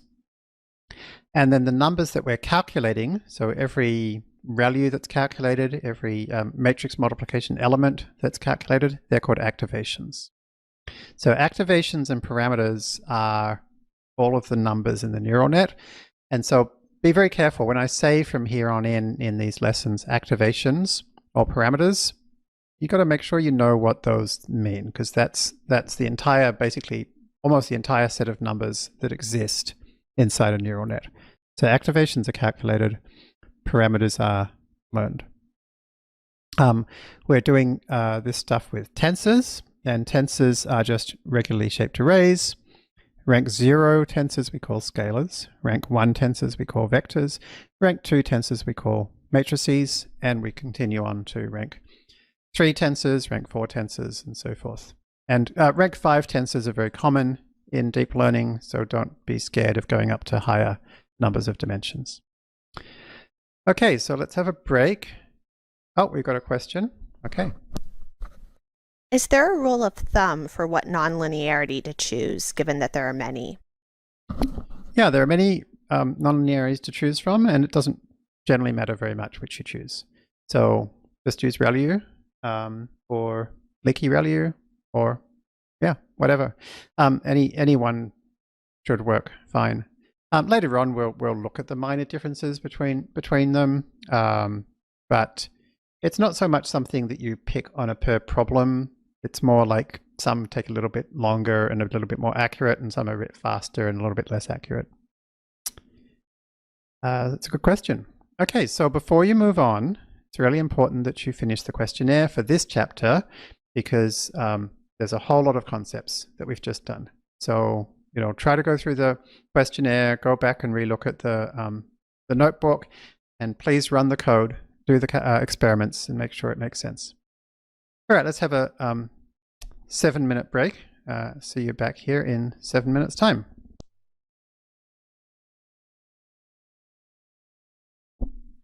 Okay, welcome back. So now that we know how to create and train a neural net, let's cycle back and look deeper at some applications. And so we're going to try to kind of interpolate in. From one end, we've done the kind of from scratch version. And at the other end, we've done the kind of 4 lines of code version. And we're going to gradually nibble at each end until we find ourselves in the middle, and we've touched on all of it. So let's go back up to the kind of the 4 lines of code version and delve a little deeper. So let's go back to pets. And let's think though about, like, how do you actually, you know, start with a new data set and figure out how to use it. So you know, the data sets we provide, it's easy enough to untar them. You just say untar, that'll download it and untar it. If it's a data set that you're getting, you can just use the terminal or raw Python or whatever. So let's assume we have a path that's pointing at something. So initially, you don't know what that something is. So we can start by doing ls to have a look and see what's inside there. So the pets data set that we saw in lesson 1 contains 3 things: annotations, images, and models. And you'll see we have this little trick here where we say path.basePath equals, and then the path to our data. And that just does a little simple thing where when we print it out, it just doesn't show us, it just shows us relative to this path, which is a bit convenient. So if you go and have a look at the README for the original pets dataset, it tells you what these images and annotations folders are. And not surprisingly, the images path, so if we go path/images, that's how we use pathlib to grab a subdirectory, and then ls, we can see here are the names, the paths to the images. As it mentions here, most functions and methods in FastEA which return a collection don't return a Python list, but they return a capital L. And a capital L, as we briefly mentioned, is basically an enhanced list. One of the enhancements is the way it prints.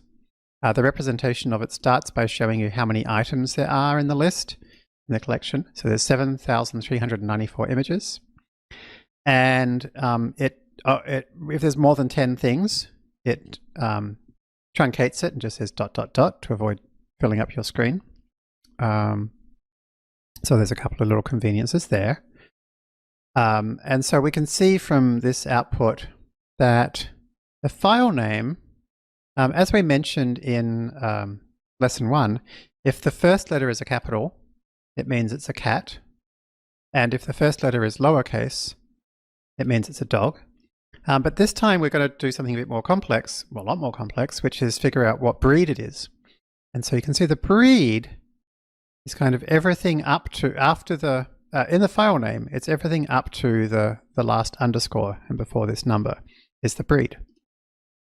So we want to label everything with its breed. So we're going to take advantage of this structure. So the way I would do this is to use a regular expression. A regular expression is something that looks at a string and basically lets you kind of pull it apart into its pieces in a very flexible way. It's this kind of simple little language for doing that. If you haven't used regular expressions before, please Google regular expression tutorial now and look. It's going to be like one of the most useful tools you'll come across in your life. I use them almost every day.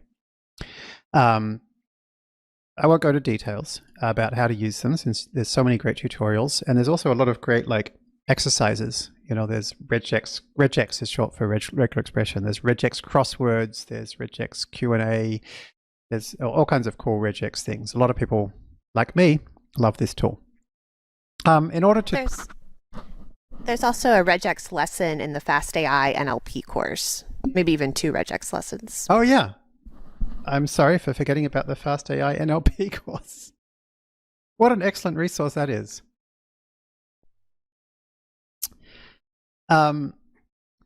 So regular expressions are a bit hard to get right the first time. So the best thing to do is to get a sample string. So the good way to do that would be to just grab one of the file names. So let's pop it in fname.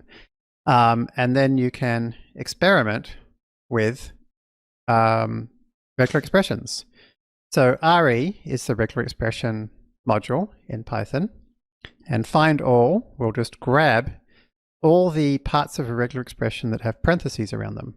So this regular expression, and R is a special kind of string in Python which basically says don't treat backslash as special, because normally in Python like \n means a new line. So here's a string which I'm going to capture any letter 1 or more times, followed by an underscore, followed by a digit 1 or more times, followed by anything. I probably should have used \dot, but that's fine. Followed by the letters JPG, followed by the end of the string. And so if I call that regular expression against my file name's name, oh, looks good, right? So we kind of check it out. So now that seems to work. We can create a data block where the independent variables are images, the dependent variables are categories. Just like before, get items is going to be get image files.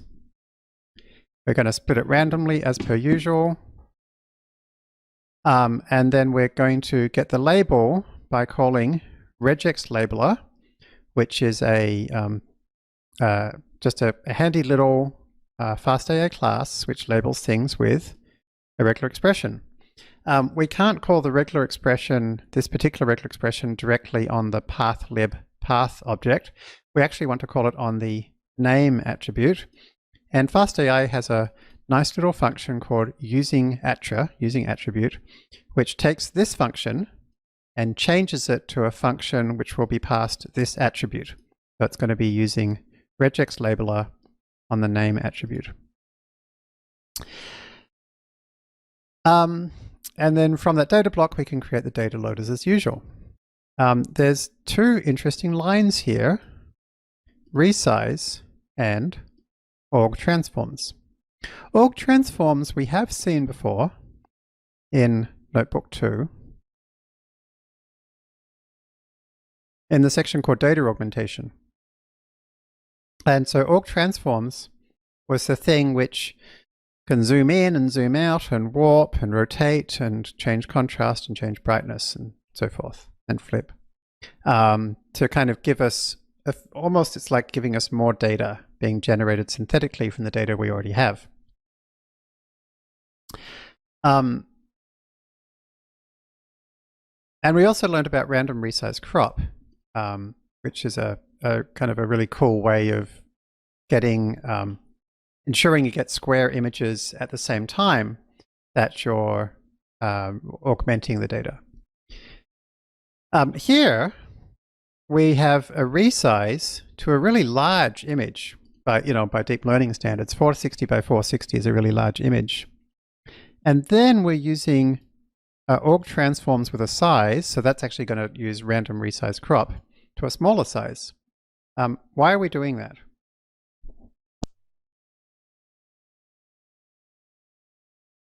This particular combination of two steps does something which I think is unique to FastAI, which we call pre-sizing. And the best way is I will show you this beautiful example of some PowerPoint wizardry that I'm so excited about to show how pre-sizing works. What pre-sizing does is that first step where we say resize to 460 by 460 is it grabs a square and it grabs it randomly. If it's a kind of landscape orientation photo, it'll grab it randomly, so it'll take the whole height and randomly grab somewhere from along the side. If it's a portrait orientation, then it'll grab it, take the full width and grab a random bit from top to bottom.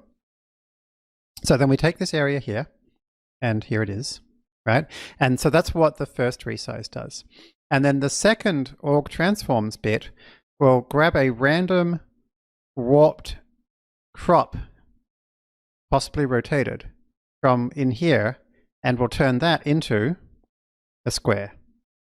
And so it does, so there's two steps. It's first of all resize to a square that's big, and then the second step is do a kind of rotation and warping and zooming stage to something smaller. In this case, 224 by 224. Because this first step creates something that's square and always is the same size, the second step can happen on the GPU. And because normally things like rotating and image warping actually pretty slow. Also, normally doing a zoom and a rotate and a warp actually is really destructive to the image, because each one of those things requires an interpolation step, which it's not just slow, it actually makes the image really quite low quality. So we do it in a very special way in FastAI. I think it's unique, where we do all of these kind of coordinate transforms, like rotations and warps and zooms and so forth, not on the actual pixels, but instead we kind of keep track of the changing coordinate values in a non-lossy way, so the full floating point value. And then once at the very end, we then do the interpolation. The results are quite striking. Here is what the difference looks like. Hopefully you can see this on the video. On the left is our pre-sizing approach, and on the right is the standard approach that other libraries use. And you can see that the one on the right is a lot less nicely focused. And it also has like weird things, like this should be grass here, but it's actually got its kind of bum sticking way out. This has a little bit of weird distortions. This has got loads of weird distortions. So you can see the pre-sized version really ends up way, way better. And I think we have a question, Rachel. Are the blocks in the data block an ordered list? Do they specify the input and output structures respectively? Are there always two blocks, or can there be more than two? For example, if you wanted a segmentation model, would the second block be something about segmentation? So yeah, this is an ordered list. So the first item says I want to create an image. And then the second item says I want to create a category. So that's my independent and dependent variable. You can have one thing here. You can have three things here. You can have any amount of things here you want. Obviously, the vast majority of the time, it'll be two. Normally, there's an independent variable and a dependent variable. We'll be seeing this in more detail later. Although, if you go back to the earlier lesson when we introduced data blocks, I do have a picture kind of showing how these pieces fit together.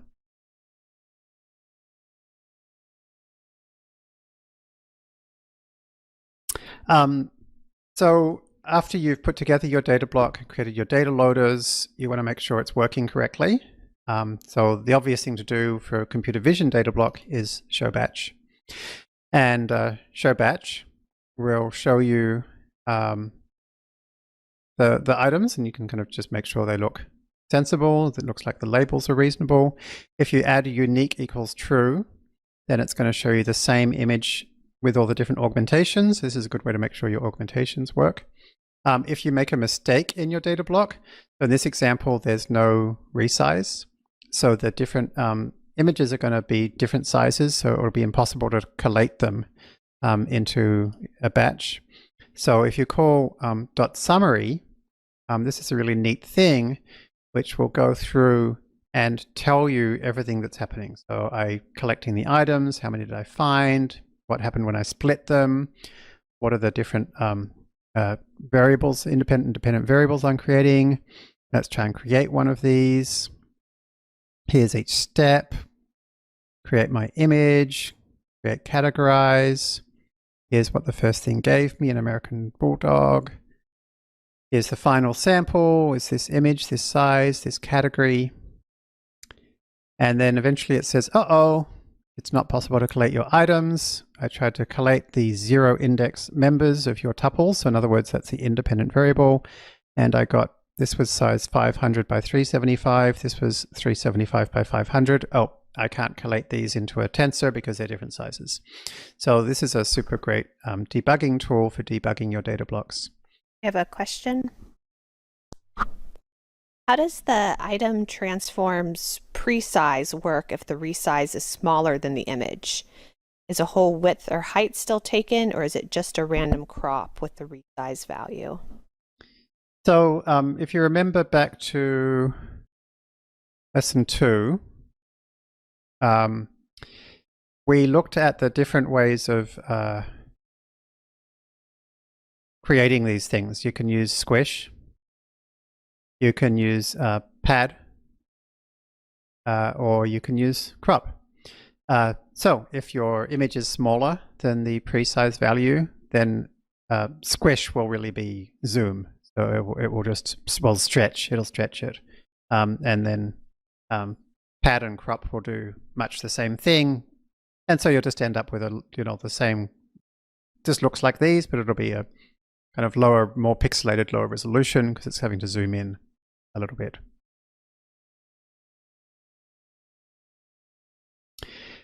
Okay, so a lot of people say that you should do a hell of a lot of data cleaning before you model. We don't. We say model as soon as you can. Because remember what we found in Notebook 2, your model can teach you about the problems in your data. So as soon as I've got to a point where I have a data block that's working and I have data loaders, I'm going to build a model. And so here I'm, it also tells me how I'm going. So I'm getting 7% error. Wow, that's actually really good for a PETS model. And so at this point, now that I have a model, I can do that stuff we learned about earlier in O2, the Notebook O2, where we train our model and use it to clean the data.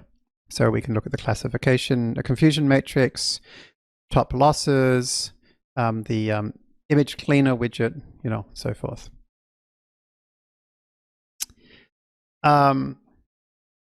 Okay. Now, one thing interesting here is in Notebook 4, we included a loss function when we created a learner. And here we don't pass in a loss function. Why is that? That's because FastAI will try to automatically pick a somewhat sensible loss function for you. And so for a image classification task, it knows what loss function is the normal one to pick. And it's done it for you. But let's have a look and see what it actually did pick. So we could have a look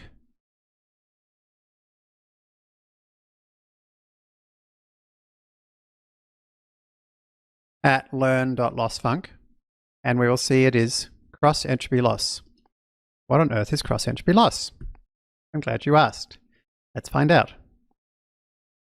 Cross entropy loss is really much the same as the MNIST loss we created with that sigmoid and the 1- predictions and predictions. But it's a kind of extended version of that. And the extended version of that is that torch.where that we looked at in Notebook 4 only works when you have a binary outcome. In that case, it was, is it a 3 or not? But in this case, we've got which of the 37 pet breeds is it? So we want to kind of create something just like that sigmoid and torch.where, but which also works nicely for more than 2 categories. So let's see how we can do that. So first of all, let's grab a batch. Yes. There's a question.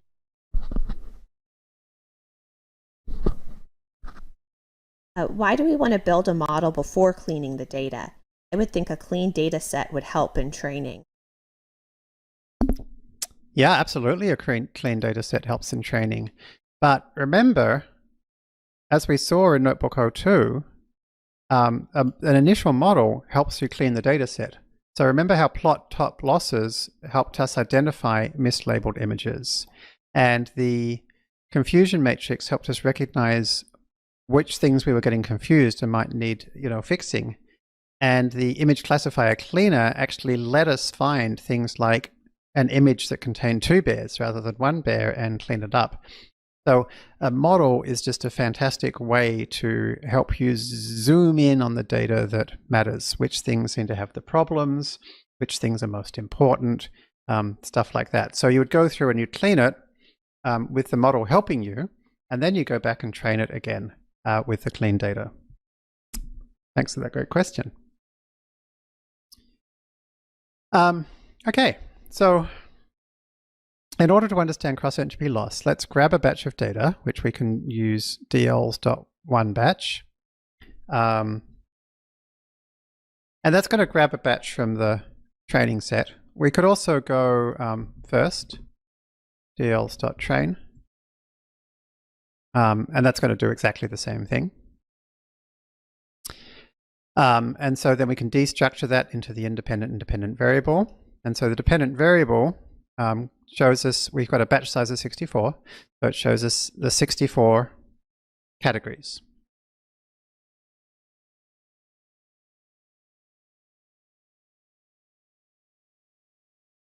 And remember, those numbers simply refer to the index into the vocab. So for example, 16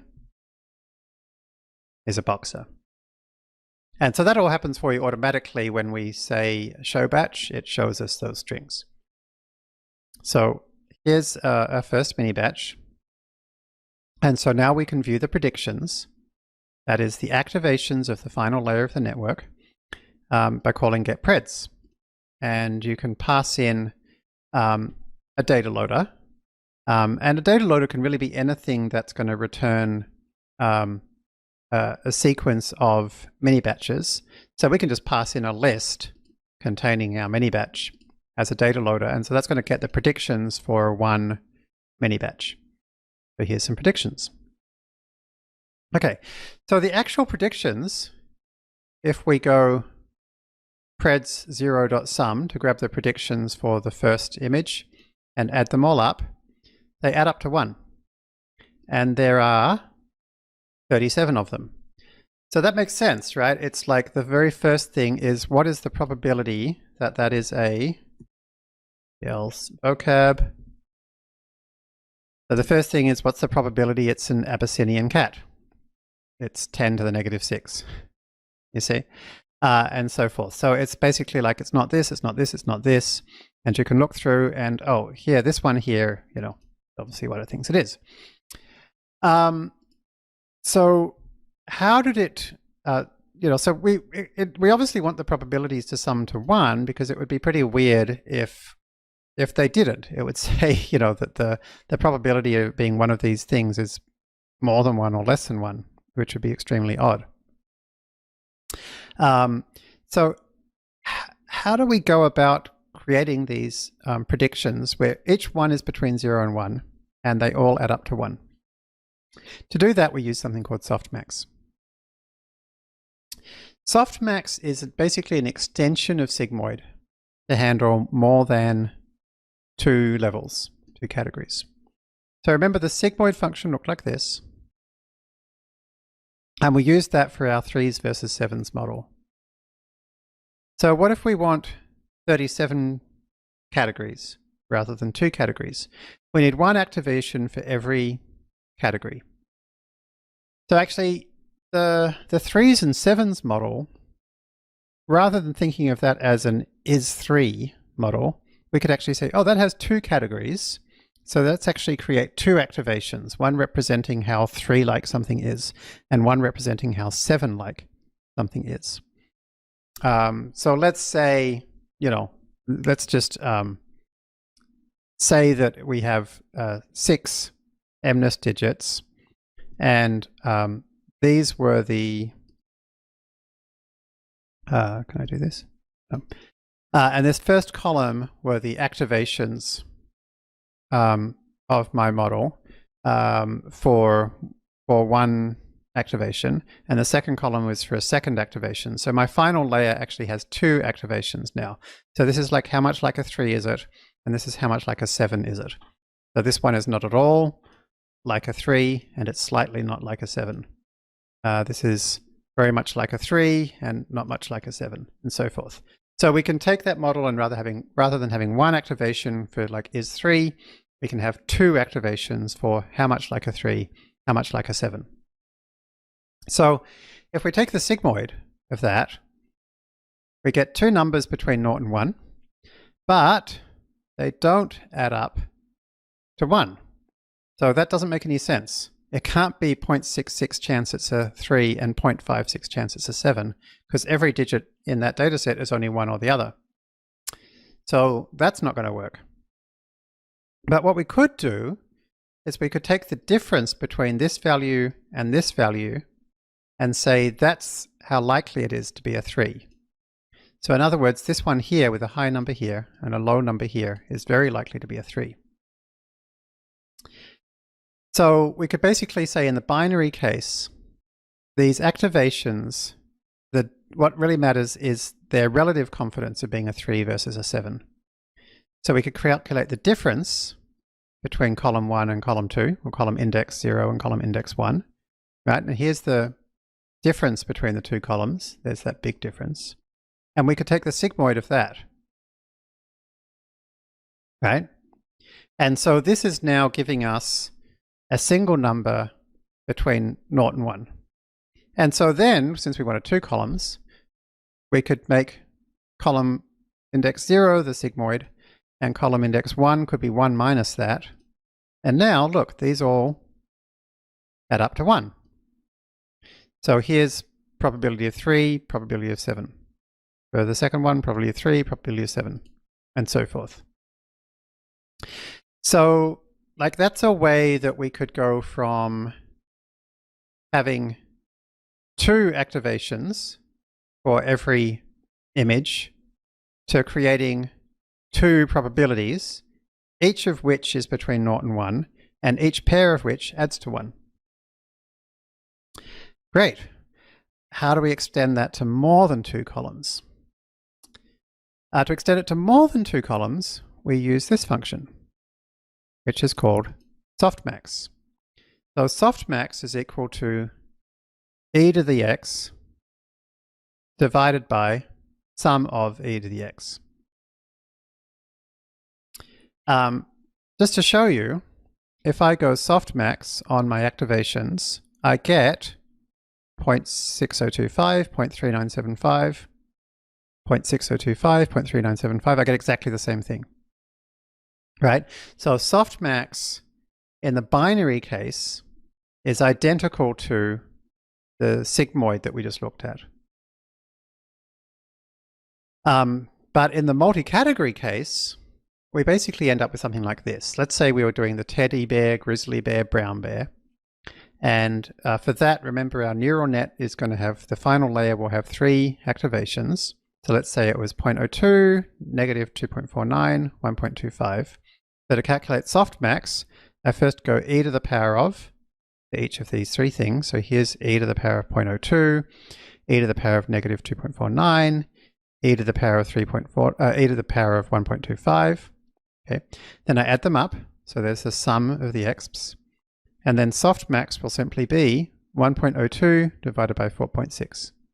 And then this one will be 0.08 divided by 4.6. And this one will be 3.49 divided by 4.6.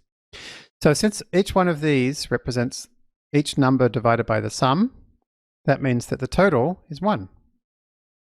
Okay? And because all of these are positive, and each one is an item divided by the sum, it means all of these must be between 0 and 1. So this shows you that softmax always gives you numbers between 0 and 1, and they always add up to 1. So to do that in practice, you can just call torch.softmax, and it will give you this result of this function. So you should experiment with this in your own time. You know, write this out by hand and try putting in these numbers, right? And see how that you get back the numbers I claim you're going to get back, and make sure this makes sense to you. So one of the interesting points about softmax is, remember I told you that exp is e to the power of something. And now what that means is that e to the power of something grows very, very fast, right? So like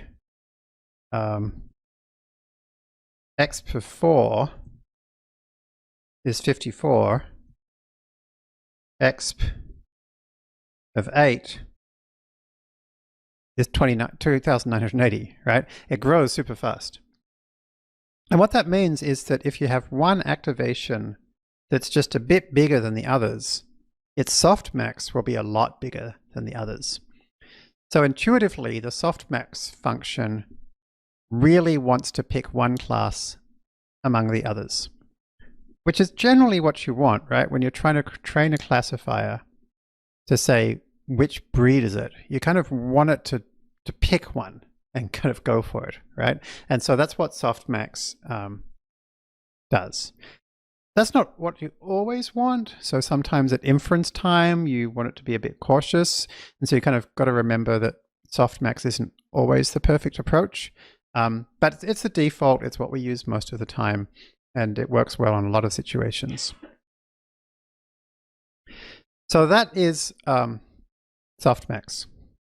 Now, in the binary case for the MNIST 3 versus 7s, this was how we calculated MNIST loss. We took the sigmoid, and then we did either 1 minus that or that as our loss function. Which is fine. As you saw, it worked, right? And so we could do this exactly the same thing. We can't use torch.where anymore because targets aren't just 0 or 1. Targets could be any number from 0 to 36. So we could do that by replacing the torch.where with indexing. So here's an example for the binary case. Let's say these are our targets, 0, 1, 0, 1, 1, 0. And these are our softmax activations, which we calculated before. They're just some random numbers, just for a toy example. So one way to do, instead of doing torch.where, we could instead have a look at this. I could say, I could grab all the numbers from 0 to 5, and if I index into here with all the numbers from 0 to 5, and then my targets, 0, 1, 0, 1, 0, 1, 1, 0, then what that's going to do is it's going to pick for row 0, it'll pick 0.6. And then for row 1, it'll pick 1, so 0.49. For row 2, it'll pick 0.13. For row 4, it'll pick 1.003, and so forth. So this is a super nifty indexing expression, which you should definitely play with, right? And it's basically this trick of passing multiple things to the PyTorch indexer. The first thing says, which rows should you return? And the second thing says, for each of those rows, which column should you return? So this is returning all the rows and these columns for each one. And so this is actually identical to torch.where. So isn't that tricky? And so the nice thing is, we can now use that for more than just 2 values. And so here's the fully worked out thing. So I've got my 3s column, I've got my 7s column, here's that